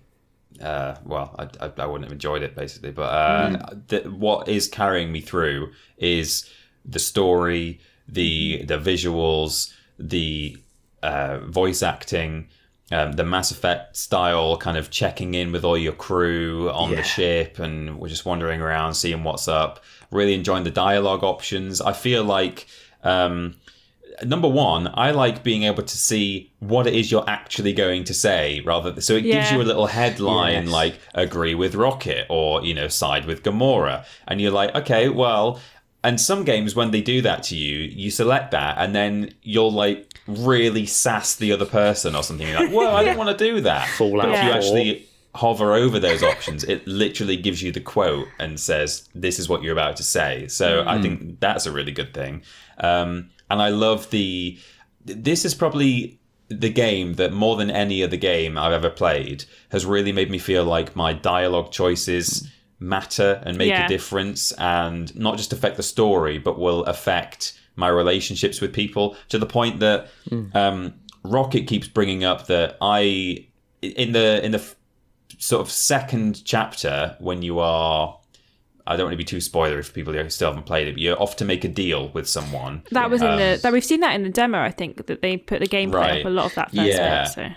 So. But you're off to do this deal, and you have a choice of selling one thing or selling the other thing. And going into that mission, I'd chosen one thing, and then when I got there, I was like, no, you know what? I'm going to sell the other thing. And so I went against Rocket's idea, and that Rocket just keeps all the time now. He's saying, "Oh, maybe Quill will change his mind." Remember when he changed his mind that time? Yeah, and to the point that It affects me so much that I almost want to I feel like he's saying it to me. I guess it helps that I'm called Peter, but he didn't say Peter. But it almost makes me want to go, all right, just drop it. Jesus Christ. But in like a good way. Like I find that really, the fact that he really gets to me that much that I want to like vocalize in my living room. Like, I'm sorry. I didn't. So I think that says a lot for how the dialogue trees and stuff really do kind of have consequences, and I'm thoroughly enjoying that game in pretty much every sense apart from the combat. Just to go back to the combat very quickly, because I hear a lot of people's complaints about it, and I get it, because the main thing I've heard is that there's too much combat. But in terms of having to like juggle lots of different controls and stuff, I'd be very curious to know from any listeners that we have that are big Soulsborne fans if they found it any easier, because for me, with Soulsborne, you sort of have to have, the only way I can describe it is like you sort of have like a PC, you have background tasks running sometimes. So when you're desperate, you're in a fight in Dark Souls, for example, and you're desperately like scrolling through your items or switching through spells, you're on autopilot moving around and dodging. Like you don't even think about it, you're just doing it. And that's just something that you sort of have to do as you improve at those games. And so for me in Guardians, there are a lot of menus, admittedly, and they could definitely streamline that. But for me personally, I didn't really have a problem with like constantly being on the move while I was navigating these spreadsheets that they put in front of you. So I would genuinely like to know if James, you're a Soulsborne fan, aren't you? Yeah, that is quite interesting actually. I never sort of considered that aspect, and I agree with the combat being quite chaotic. I could just about, although I did struggle with remembering which once you unlock a few, like most of the abilities, which symbols meant what. But I was okay with it. I thought you were going to mention the fact that lock on is not with the right stick, because I kept on continuously pressing the right stick and going into scanner mode. And just by default, even though I knew it was wrong, it just like muscle memory, I just did that. And I'm like, this is stupid. What am I doing? But yeah, it's... It's a I'd slightly say strange lock help. mechanic, I think. Yeah. I didn't... My issue with the combat wasn't necessarily kind of having a lot to juggle and thinking about it. I don't like forgetting what the abilities are, and I don't like that I am more of a commander and not a warrior. I don't like being as weak as I am. You know, you're like constantly unloading your gun into something and you're just watching its health bar slowly drop down, down. And because I played a lot of Kingdom Hearts 1 when that came out, and that has a little menu in the bottom left of the screen where as you're running around fighting, you have to use the right stick to go up and down this menu and like summon characters and use potions and stuff. And it's something that I'm familiar with in that sense, like actually doing the manual work with the controller. But I think the overall design of it, I'm not a big fan of, and I feel like I would rather it was you were just as kind of much of a capable warrior as everyone else, and the people around you were doing stuff, and you had the option to give them the odd command here and there, but less of a focus on you being a commander. You know, it feels like a squad shooter in some sense. Yeah, a little bit, yeah. But that's the only thing about that game that I've not enjoyed. I love it. It's a very good game. My number 2 has already been mentioned. It's Kano Bridge of Spirits is my number 2. Number 2. This game would have had to do a lot to disappoint me. I'm not going to lie. I've been excited about this game. Sorry, a cat's just appeared and it made me jump. I was excited about this game since like the beginning trailer. Since we saw that it was coming out, I thought this game looks right up my alley, and I was not disappointed.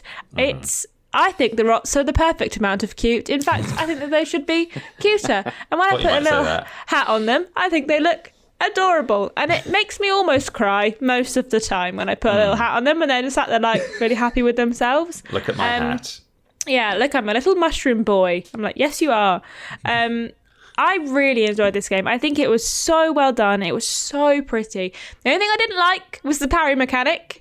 That can absolutely get in the bin. But everyone that we've spoke to just says, I've never used that. It's not good. So, but it's so pretty. And I think that the story is, like you were saying earlier, it's just so well done. Like, it's not necessarily the thing that we might most expect from the game that when we first saw it. But it's really, really good. Like, I just loved it so much. I won't go into too much if you talked about like ad nauseum over the podcast and stuff, but I really enjoyed it. I think it's a really good game, and I would recommend it to anyone. Nice. So yeah, Jamis Jenkins, what is your number 2? Hello, my number 2 has already been mentioned, but this is Deathloop. So I just absolutely loved it. It was fantastic. I ended up playing it on PC, and surprisingly, like, no issues with that whatsoever, apart from, you know, my own like issues with trying to make HDR work, and it just didn't, and it looked horrible, and it's Anyway, Deathloop, just fantastic. The way that everything sort of pieces together is just incredible, and it sort of gives you enough hints, but also makes you feel like I am like discovering all of these secrets and figuring out how to like break this goddamn loop. Probably use a few more swears. Did you do the voice, James? Yeah, good. I liked it. It's my first acting gig, role, actually. It's quite good. Yeah, so good. Don't want to brag or nothing. It just felt like playing like the slickest sort of detective story ever, but with like fancy guns and powers and stuff. I love like the style, the design of all the levels, the way that they sort of change, and become like, you know, different avenues open up through like each time period. So you got like, you know, morning, midday, afternoon, and night. And even to the very end, I was discovering like, I was sort of close to beating the game, and just a minor detail of seeing, these guys are like picking away at this wall in the morning, and then you go back to that map and you're like, oh, that's why there's a tunnel there, of course. Like, you go back to it later on in the day. And just little details like that, fantastic. Everything else has like pretty much been said by Ben earlier. It's just incredible sort of style, incredible like dialogue, great back and forth between like Colt and Juliana. Music's great.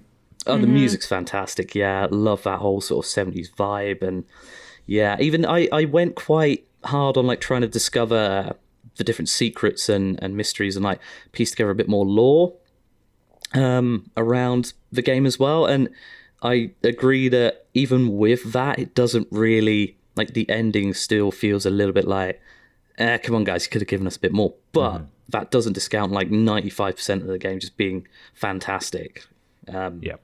Yeah, so solid like number 2 for me. I beg your pardon? Excuse me.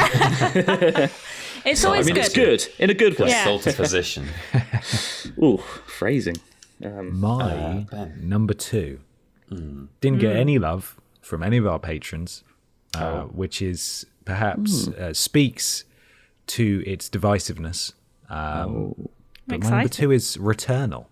It's a good thing. That's surprising that the patrons weren't a fan. I think it was mentioned by one person in one person's top 3 in that initial round of voting. And I to speak about games that leave an impact on you. I hated this game. I loved this game. It made me so cross. It made me so elated, and it has stuck with me all year. It's left such an impact on me. Wow. Returnal is hard, like really hard. And this was before I played Hades when it came to PS5 this year, before I played Deathloop eventually at the end of the year. Sorry, last year. God. This was my first... I've forgotten the name.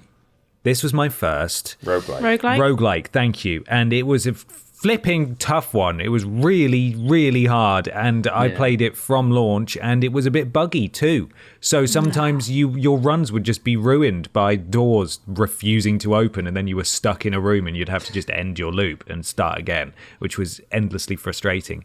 But the more I played it, the more I was wrapped up in this mysterious, spooky world. The brilliant shooting, like there are certainly guns. Some guns are just better than others. Like that, there's no argument about that. But everyone has their own favorite weapon that they will try and find during a run. I just found it super intriguing. Housemarque has never really done a narrative thing before, not on this scale, and to go from something like Super Stardust a few years ago to this now, a AAA sort of looking first-party PlayStation game, is such a transformation. And I cannot recommend this game, full stop. I can't. It's not going to be for everyone. Some people are going to try it and hate it. Some people will look at it and know that it's not for them. But for me, I just loved it. And it is one of 2 games in my top 5, I realised, that prominently feature the song Don't Fear the Reaper for some reason. Beautiful. That's weird. Strong year for that song. 2 of my top 5 have Don't Fear the Reaper in it. But if you're up for a challenge and you're up for a game that you really do need to stick with, this is not a game that you can play for 1 or 2 hours and be amazing at, then I recommend Returnal wholeheartedly. But otherwise, stay far away, because you're going to hate it. That's the thing. I look at it and I think this game looks so like fun. It looks so pretty, and everyone who's played it and is stuck with it has really enjoyed it. But I just know that I would hate every second of it, and I'd be horrible at it. And I'm like, I just wish I was good at games. I just wish I had the ability to be good at games. It's just practice. I was terrible at this one until I wasn't. It's hard. Yeah. It's really hard. And there's a lot to learn as well. A lot of names for things that, like, what the hell is a spingle bangle? I don't know what that is. What is a spingle bangle for? And if you're playing it at launch, you can't Google it because no one knows what Spingle Bangle is. There's no Wikipedia entry about Spingle Bangles yet. And sounds like The Little Mermaid. It's just referring to like a necklace, a spingle bangle. It's a spingle bangle. It's nonsense. There's like so many like nouns. Yeah, a spingle bangle isn't a real thing, by the way. It's just a word that I made up. But that's what it feels like playing that game. There's so much to learn, but eventually you identify bits and pieces as you go, and then you're sorted. But that is my number 2, giving Returnal some love. Well, Excellent. before we go into our number 1 spot, should we do a couple of honourable mentions? Yes, why not? absolutely. Yeah. Peter, kick us off with your honourable mentions. So for the criteria for honourable mentions are either, things that just didn't make the top 5, or games that we played this year that didn't actually come out this year, right? So I have to give a little shout out to God of War in that sense, because this was the first year I got around to playing God of War, and it's fantastic. Everyone knows why God of War is great, and we already actually talked briefly about God of War in this podcast, so I won't go into it in that much detail, but also something from this year that just didn't quite make my top 5. Well, I say didn't quite, that implies it was maybe number 6, but it wasn't. But House of Ashes deserves an honourable mention for the fun that was had playing it, but I'm not implying that it was my number 6. It was, it's very much a Dark Pictures anthology game. It was brilliant. It was rubbish. Ashton killed 2 people, 3. I think. 3, was it 3? 3. The kill count. Yeah. One of them even more by accident than the other 2. And I may never forget that moment. So I can't not mention it. Oh, dear. Yeah. And then I've already talked about how GTA 3 was, silly fun. And lastly, Orcs Must Die 3 as well kind of came out this year to an extent for anyone who doesn't have a Stadia. So maybe that would have been my number sort of 6 or 7, something like that. I appreciate it's not for everyone.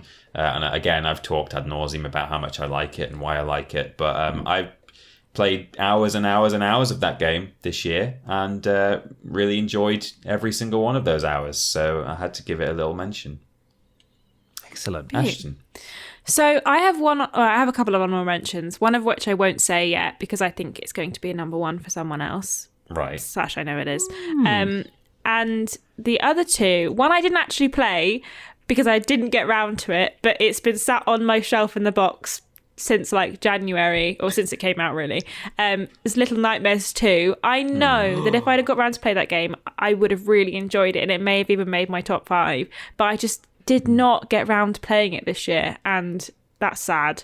And the other one didn't come out this year, but the PS5 upgrade did, was Control. I really enjoyed Control. I think it was so fun and so like spooky and mysterious, and kind of gave you that sense of like dread that you didn't really know why, but it just kind of stuck in your soul. It was spooky. Yeah, it was spooky. And I loved it, and I think it's such a good game. And it's made me want to play the Alan Wake remaster even more so since playing that. I haven't got around to that either. But I loved Control. I think it's such a good game. Obviously, it didn't actually come out this year, so it wouldn't make it to my top 5, but I'd like to give it a little HM. So Nice. HM. So what does that mean? Pokemon thing, isn't it? Little Honmen. Honmen. James, what are your Honmens?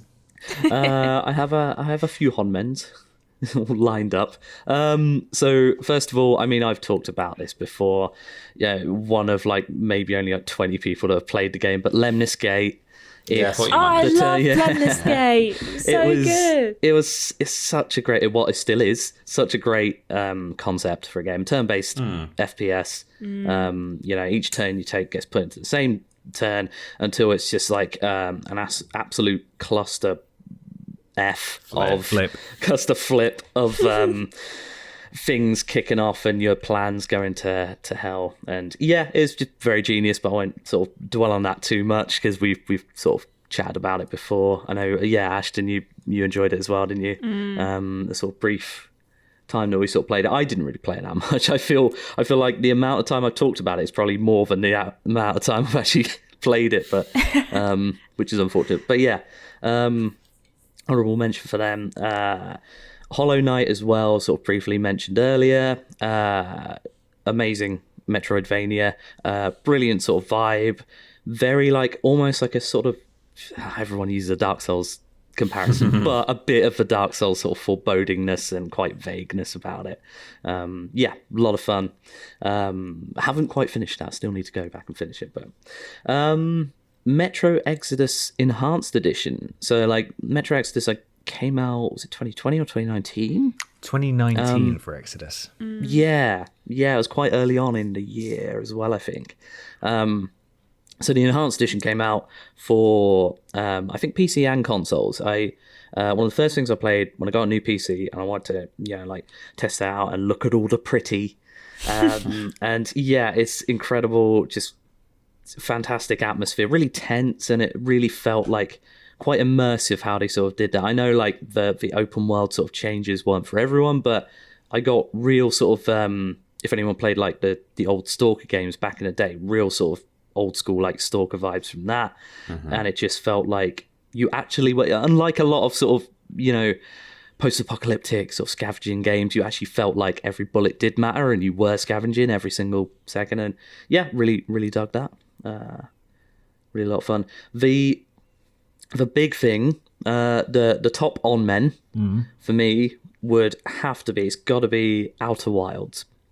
Because so that's coming to Game Pass, right, as well? Yeah, so it was because it was on Game Pass, and that's the reason that I played it initially, because I'd heard so much about it, and I was between games. So I'm like, you know what? Let's do it. I know nothing about this, and I did the same.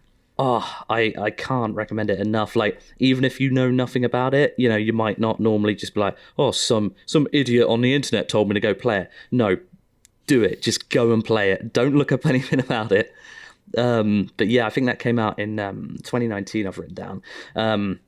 And it's just come back to Game Pass as well. It's just a fantastically like put together, sort of like half an exploration kind of game, half like a puzzle game, but like environmental puzzles. And the whole sort of vibe is you sort of wake up on this, it's quite like small planets, think like, Mario Galaxy style, like a little bit deeper. Those sort of small planets in the solar system, and it's kind of like a space exploration but with camping vibes. So you've got like this spaceship that's made out of wood basically, and it's like really rickety thing, a little bit tricky to control at first, and then you sort of go off and explore like sort of 6 or so different planets and just unravel it. Like there are so many like different mysteries and stuff to unravel, and I'm not going to spoil anything more about it because man, like one of the greatest experiences I've had like playing a game. Is just so different and so clever how it's put together. Cool. Yeah. I do want to play that one. Yeah. I've seen gameplay of it, and it does look very atmospheric, and I've got to give it another go. Spooky. I got like really distracted, like not distracted, I couldn't figure out what I was meant to be doing, so I kind of stopped playing it. Maybe I need to give it another go. It's definitely more of like a chill sort of pace, and then I got frustrated a little bit like a couple of times playing through, but definitely worth like persevering. And even if you have to Google, I think I Googled like a couple of things because I was like, really, where am I doing? But yeah, it's worth sort of sticking by it, I'd say. Excellent. Yes. My Honmens are honourable mentions. Thank you. Nice.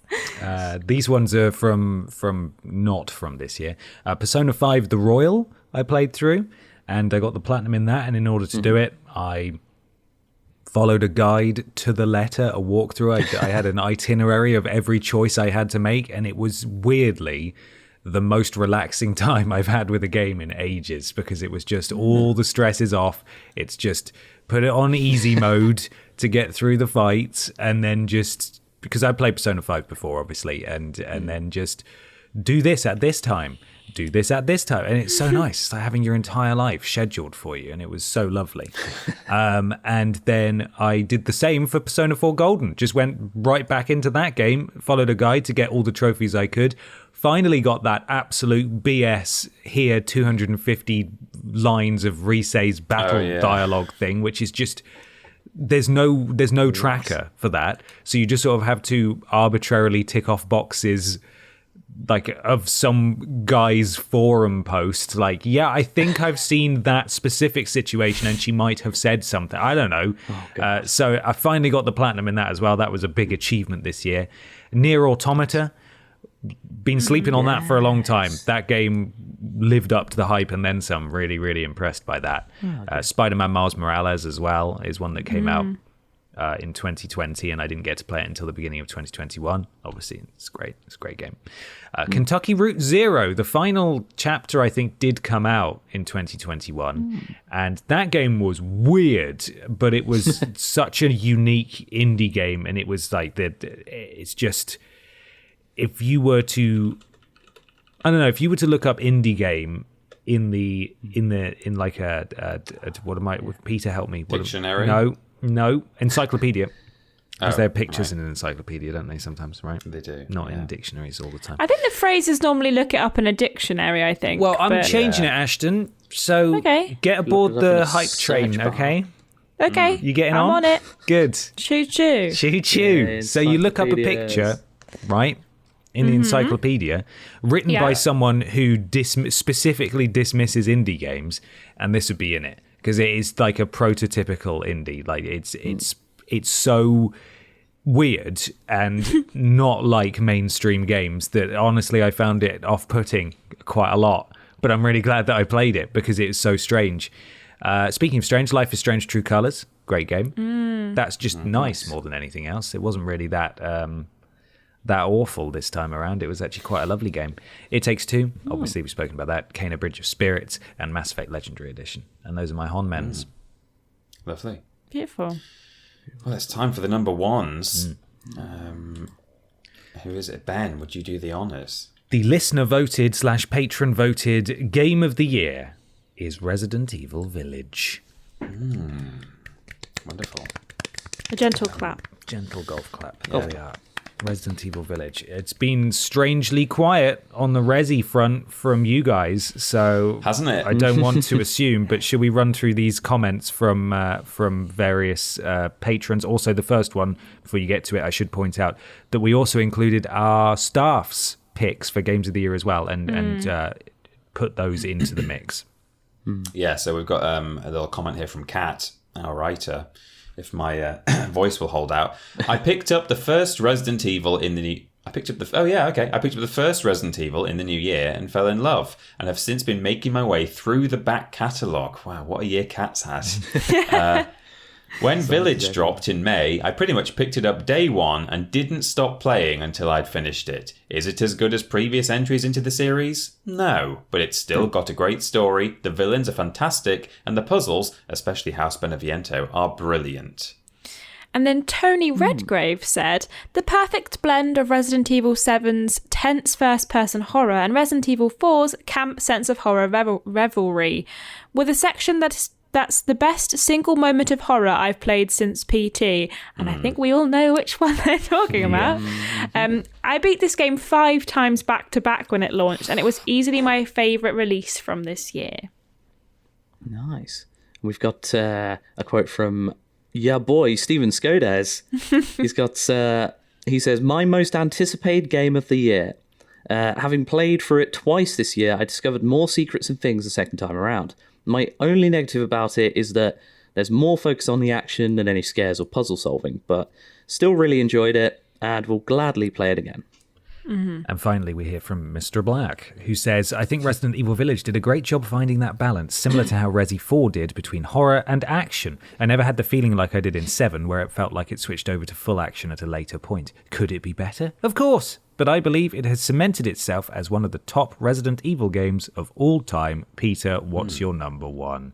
My number one is Resident Evil Village. I thought it was near flawless. I think there are things that could have made it even better, but I don't think there are really any things in there that I didn't like. There was nothing really that I could complain about. I agree that I love the balance between the Resi 7 first-person horror presentation and also the kind of the Resi 4 camp action, but not too action heavy that you had a bit more in the likes of 5 and 6. Sorry, Ben. I know how much you love 6. 6 is one of the best games ever made. So, you know.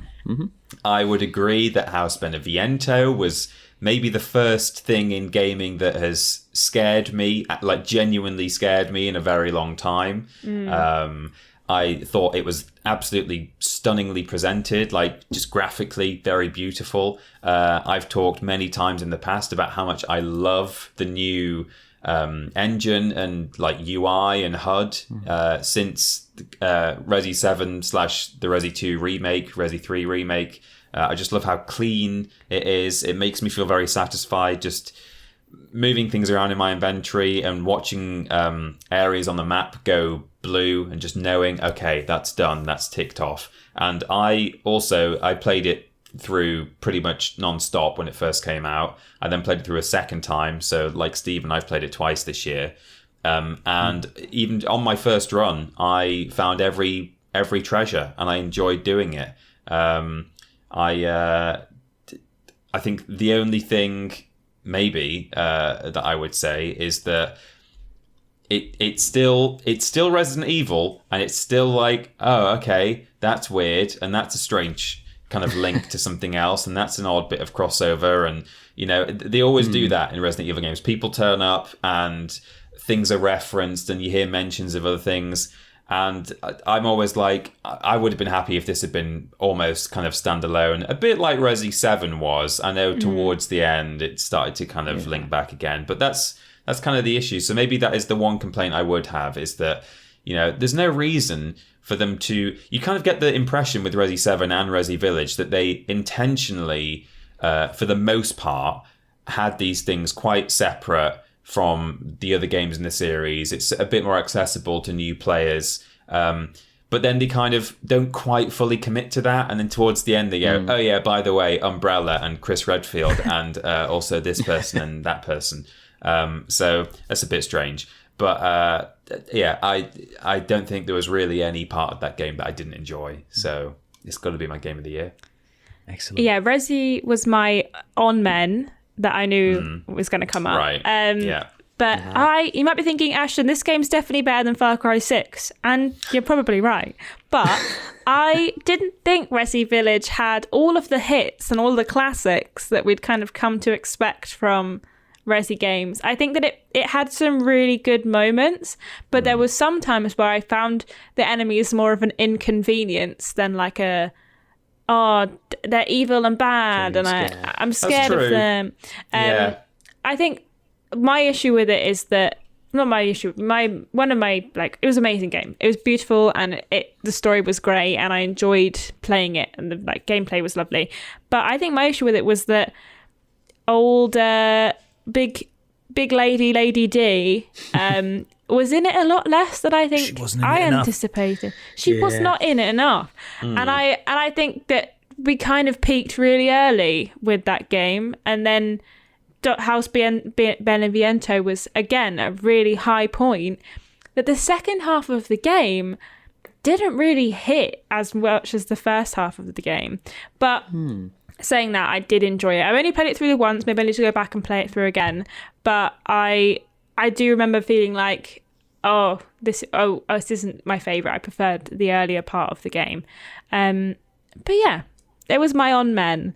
Does anyone else want to say anything about Resi Village before I move on? It's still not my favourite Resi game of all time. I agree that, you know, I still think Resi 4 is better. And actually, perhaps...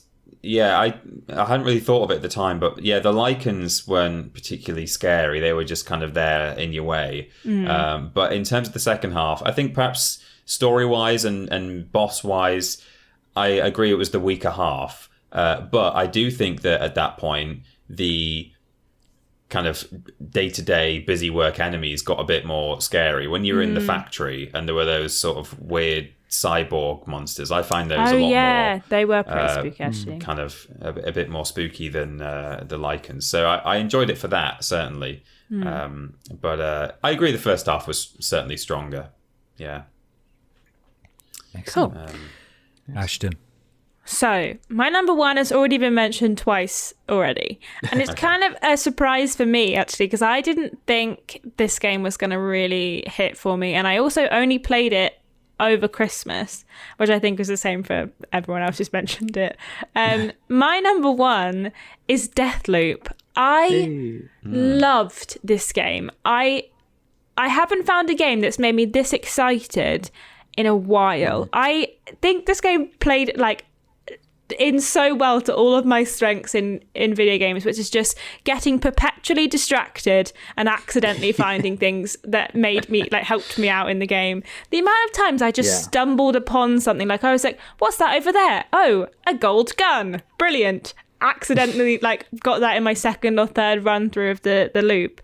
I was like finding things like just purely by accident and having a blast while doing it. I loved solving the puzzles. My notes app in my phone had like loads of different like clues and things that I was like mid investigation if I had to stop playing. I did. I loved it. I thought it was so fun. I think the puzzles were really well thought out. Some of them I haven't finished all of the puzzles yet, so I'm still going to go back and like finish everything. I get what everyone's saying about the ending being disappointing. I do agree, but I thought it was quite nice. Even though it wasn't really what we wanted, but what I got, I was like, actually, I kind of don't hate it. It's quite nice. So I really loved this game. And maybe it's because it's the most recent game that I've played, and therefore it's the most fresh and like vivid in my brain. Maybe that's why it's number one. But I just had a great time, and I'm sad. I was sad when I finished it because I was like, oh, I've finished all of the problem solving. There was things that I never managed to do in the run-throughs of like certain visionaries. There's one visionary where you have to kind of discover who they are before you kill them in order to kind of tick off the list. And every single time I just accidentally killed him or like just stumbled upon it and was like, you did it, you killed this guy. And I was like, oh, okay. Brilliant, fab. But yeah, I had a great time with Deathloop, and I just think everyone should play it. I think it's just so good. But yeah, that's my game of the year is Deathloop. James Jenkins, what's your game of the year, number one? My game of the year has not been mentioned at all. And I'm particularly shocked at the listeners. I know what it is, actually.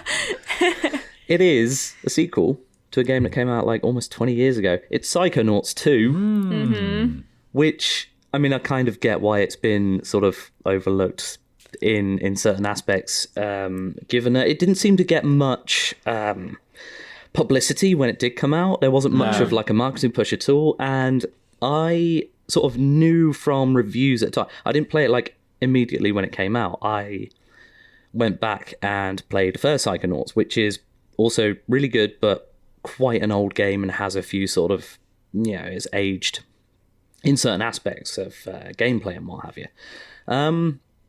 So then Psychonauts 2, my God, it blew me away. It's like got to be one of the...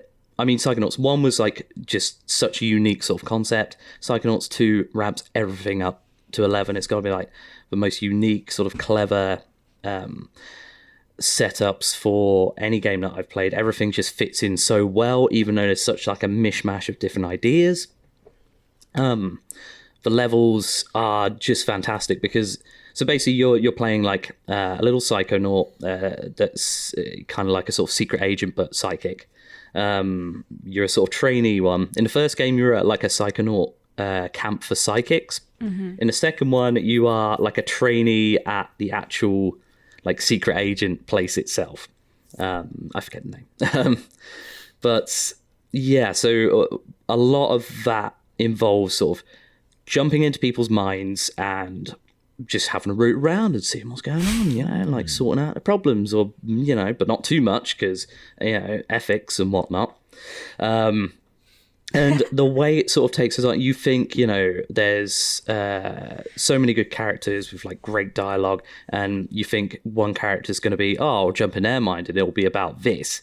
And constantly it surprises you. One level was, so you jump into like one character who is famed for like talking to animals. You think, this could be not quite naturey. No, you're in a cooking show, a game show, based around cooking with giant like hand puppets, and you have to take bits of like the crowd to like who are various sort of fruits and vegetables and ingredients, and just throw them into various things. It's so clever. Some of the levels, and yeah, the other thing as well, like it somehow manages to like tackle a lot of serious mental health issues, but still be like, you know, sort of 90%, 95% like quite fun and whimsical about it. Right, yeah. And that's really impressive. Like, it speaks volumes to the writing as well. And even down to like, you know, sort of silly, like what features initially as like little puns. So different enemies will be like different things. So like there's I'm trying to think of the examples now. Like, so self-doubt, there's yeah, my mind's gone blank now. Apparently there's one that just wipes it, so I need yeah, forgetfulness, there we go. You have things like memory vaults that you sort of find, and they'll be sort of hopping around and they're all cutesy, and then you sort of like unlock the vault by beating the crap out of it. And you get like quite a detailed sort of something that you might not see in the story overall, but like a little again, like the art style is incredible, and they incorporate like so many different styles, and it all seems to work. And it's just like a flick book of like things that go from like you know, like sort of holiday photos sort of thing. And yeah, just beautiful art style, great combat. I haven't even mentioned like the powers, everything. Like if you played Psychonauts 1, like half the powers are a little bit like, this is sort of one note, not really super useful. Pretty much everything in this game works really well, and it's quite clever as well. You've got like your sort of levitation ball, you can see through people's eyes. You've got things like slow down time, and just works so nicely with everything. So do you need to have played the first one to kind of understand the second one, or could you, because I know the first one is quite old now, because when I started trying to play the first one, I just really struggled because I just couldn't get into it. It's quite but old, yeah. If I played the second one, would I understand it, or should I have played the first one to understand the second one? That's a tricky one. I feel like you get you can play Psychonauts 2 without understanding, because even like the older characters, it doesn't sort of rely on too much like previous knowledge as a necessity. It follows like a completely new story, and then introduces like new aspects of old characters if they're there, and completely new characters. But like it does have a lot of sort of nods back to, because it's actually quite funny like how they deal with it in the game. It's been like 3 days since the last, like the previous game, but like obviously people have been waiting like 15 plus years for it, so it's like, you know, you remember this, it only happened a few days ago, so there'll be little bits like that that will remind you, and it's all very, very charming. So yeah, I'd say it's definitely worth trying, even if you couldn't like pick up Psychonauts 1, maybe like watch a story recap. But yeah, it's often the way to go with things like that if you're not in the mood to play Psychonauts 2 originals. Blew me away. That's awesome. I that was also on my homework, honestly, and I got to the. I've not got around to it. I got to the bank holiday Monday of this week that we're recording and releasing this episode, and I was like, flip! I've already got Psychonauts 1 and 2 downloaded, and they're ready to go. And I started Psychonauts 1. I was like, oh no, it was the Sunday. I started Psychonauts 1. I was like, I'm going to play this all day, and I'm going to finish it. And I got like an hour and a half into it, and it's so uniquely Schafer, Tim Schafer, that I was like, this is dense, and I am struggling to take all of this in, and it's sort of like it's a kind of sandboxy, isn't it? And I was like charging to the main story objectives, and I just thought, look, this is not the way to experience this game. Why don't you just not do this and Google if you can go straight to the second one and watch a recap. And then I started watching a recap, and like my mind, I could just feel like leaking out of my ears. There's just so much to take in. I was like, okay, you know what, maybe this isn't for you, but I've heard that 2 is amazing, and I would like to play it at some point. Me too. Excellent. Yeah, the games are quite dense. I was just gonna say, like, they are both like longer than you kind of expect. They're not like super long, but like 12 to 15 hours kind of, aren't they? I think. Yeah, a bit more than expected. I looked it up. I know.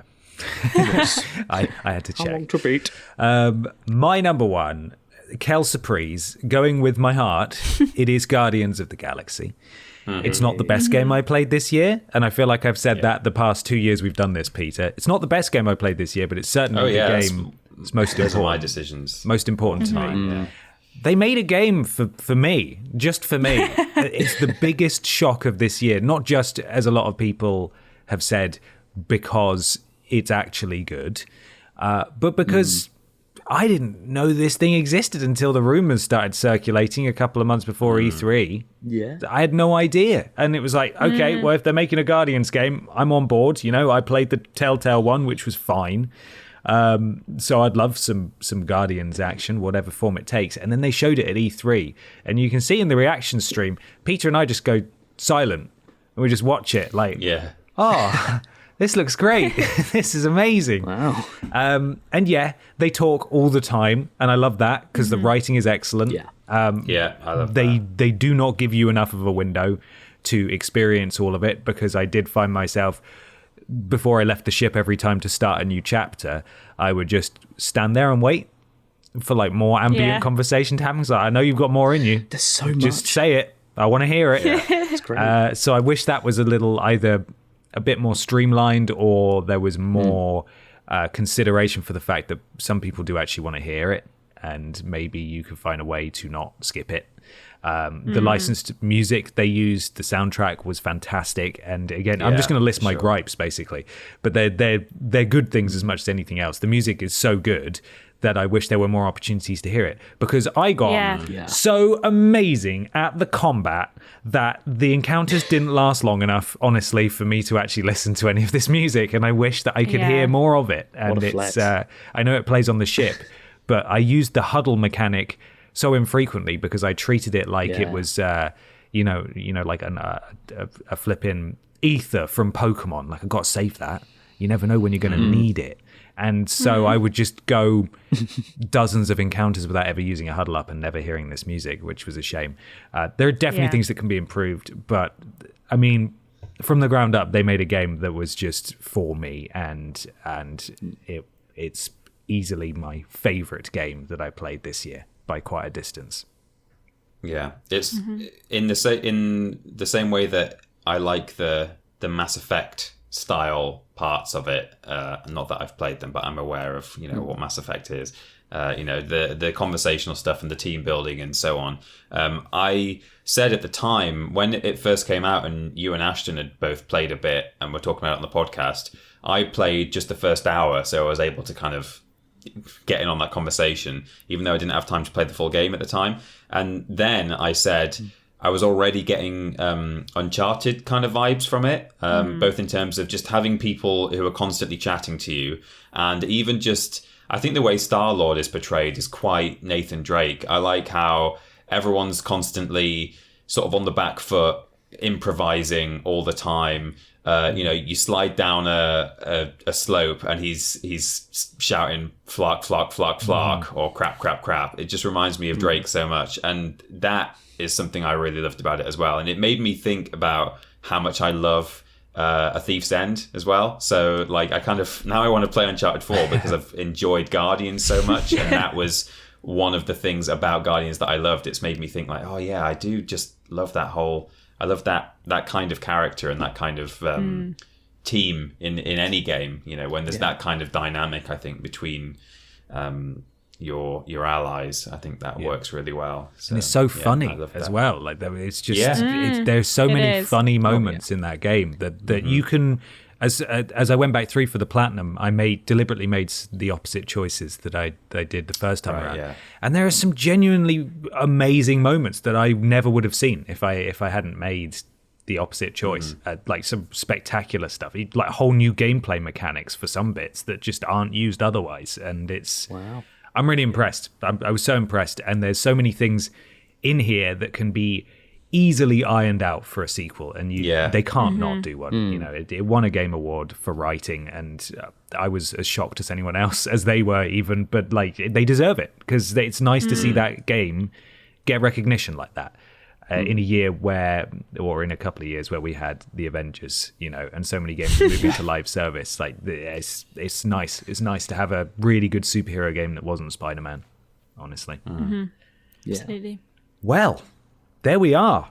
We have reached the end of the podcast. Thank you so much for listening. Thank you, patrons, for contributing as well. Happy New Year to all of you, of course. Regular podcasting will resume next week, so make sure you submit your weird news stories and your regular questions as and when the post goes up if you're a patron of ours.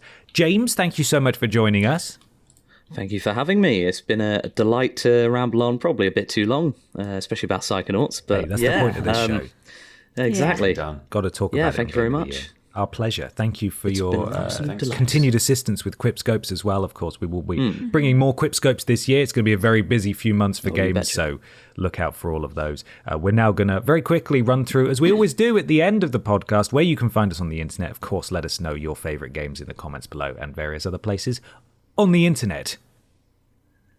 YouTube.com and twitch.tv/Team TripleJump. That's where you can find everything that we're putting out, videos and streams wise. If you've got Amazon Prime, perhaps you got it over Christmas for that good old postage, you get a free Twitch sub with that. So why not just spend that on us? You get all the benefits, we get all the financial gain.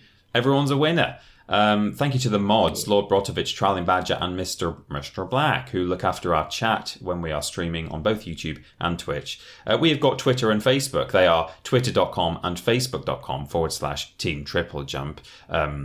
Twitter for video and live stream announcements, although we now do those on Facebook as well, which is good. Facebook has some legacy video content on it. We occasionally do little Facebook Lives. Maybe we'll be doing some of those from home in the coming weeks. Not sure yet, but watch that space. And thank you to Fraser for looking after our Twitter and Facebook. And also head to patreon.com/Team TripleJump to check out all of our awards available on Patreon, such as asking questions on this very podcast. We also have a website. It's TripleJ.mp. That's TripleJU.mp. It spells jump. If you want to join our Discord, you can go to TripleJ.mp/Discord. Speak to our wonderful community about all things video games and not video games. When we're on Discord, we're modded by Jack, Joe, Tori, and Hollow Eyes. And if they tell you to do something, you best get yourself doing it. Do it. If you want to listen to this podcast in its audio forms, maybe now you're still home with your family because we're all working from home again and you need some alone time. So you want to put your headphones in and listen to a lovely podcast. Why not go to TripleJump.mp/podcast to find out where you can listen to it in its audio forms. All of our live stream VODs, which are many during the week, are at TripleJ.mp/VODs.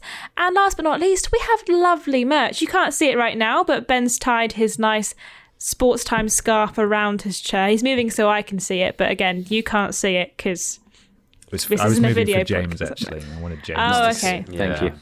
So, I appreciate it. And you can go to TripleJumpShop.com. Maybe you've got some Christmas money to spend. Why not buy some of our nice saucy merch?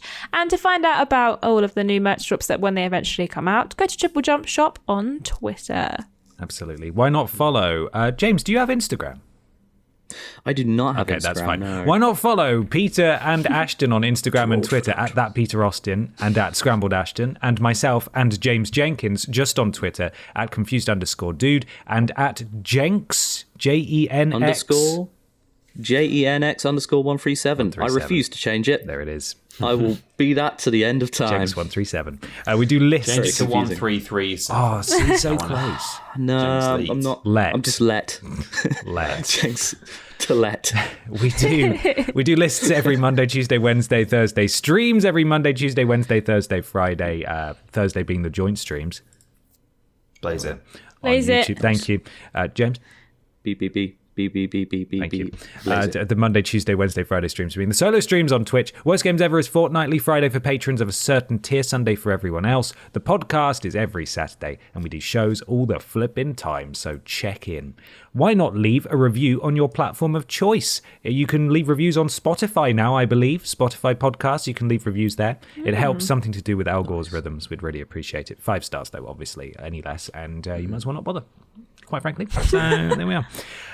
Why not go follow us on Facebook.com/Team TripleJump. We've passed 7,000 follows now, so we are getting there. So close. We are getting there. Please, we'll stop asking paid at 10, soon. and James will get paid so he can go buy Freddos or whatever it is that he needs to survive. Speaking of Flippin' love James getting Freddos. paid, Worst Games Ever should be out this week. He's just been sent over, and I'm sure it'll be pretty much ready to go. But all being well, that'll be ready to go out.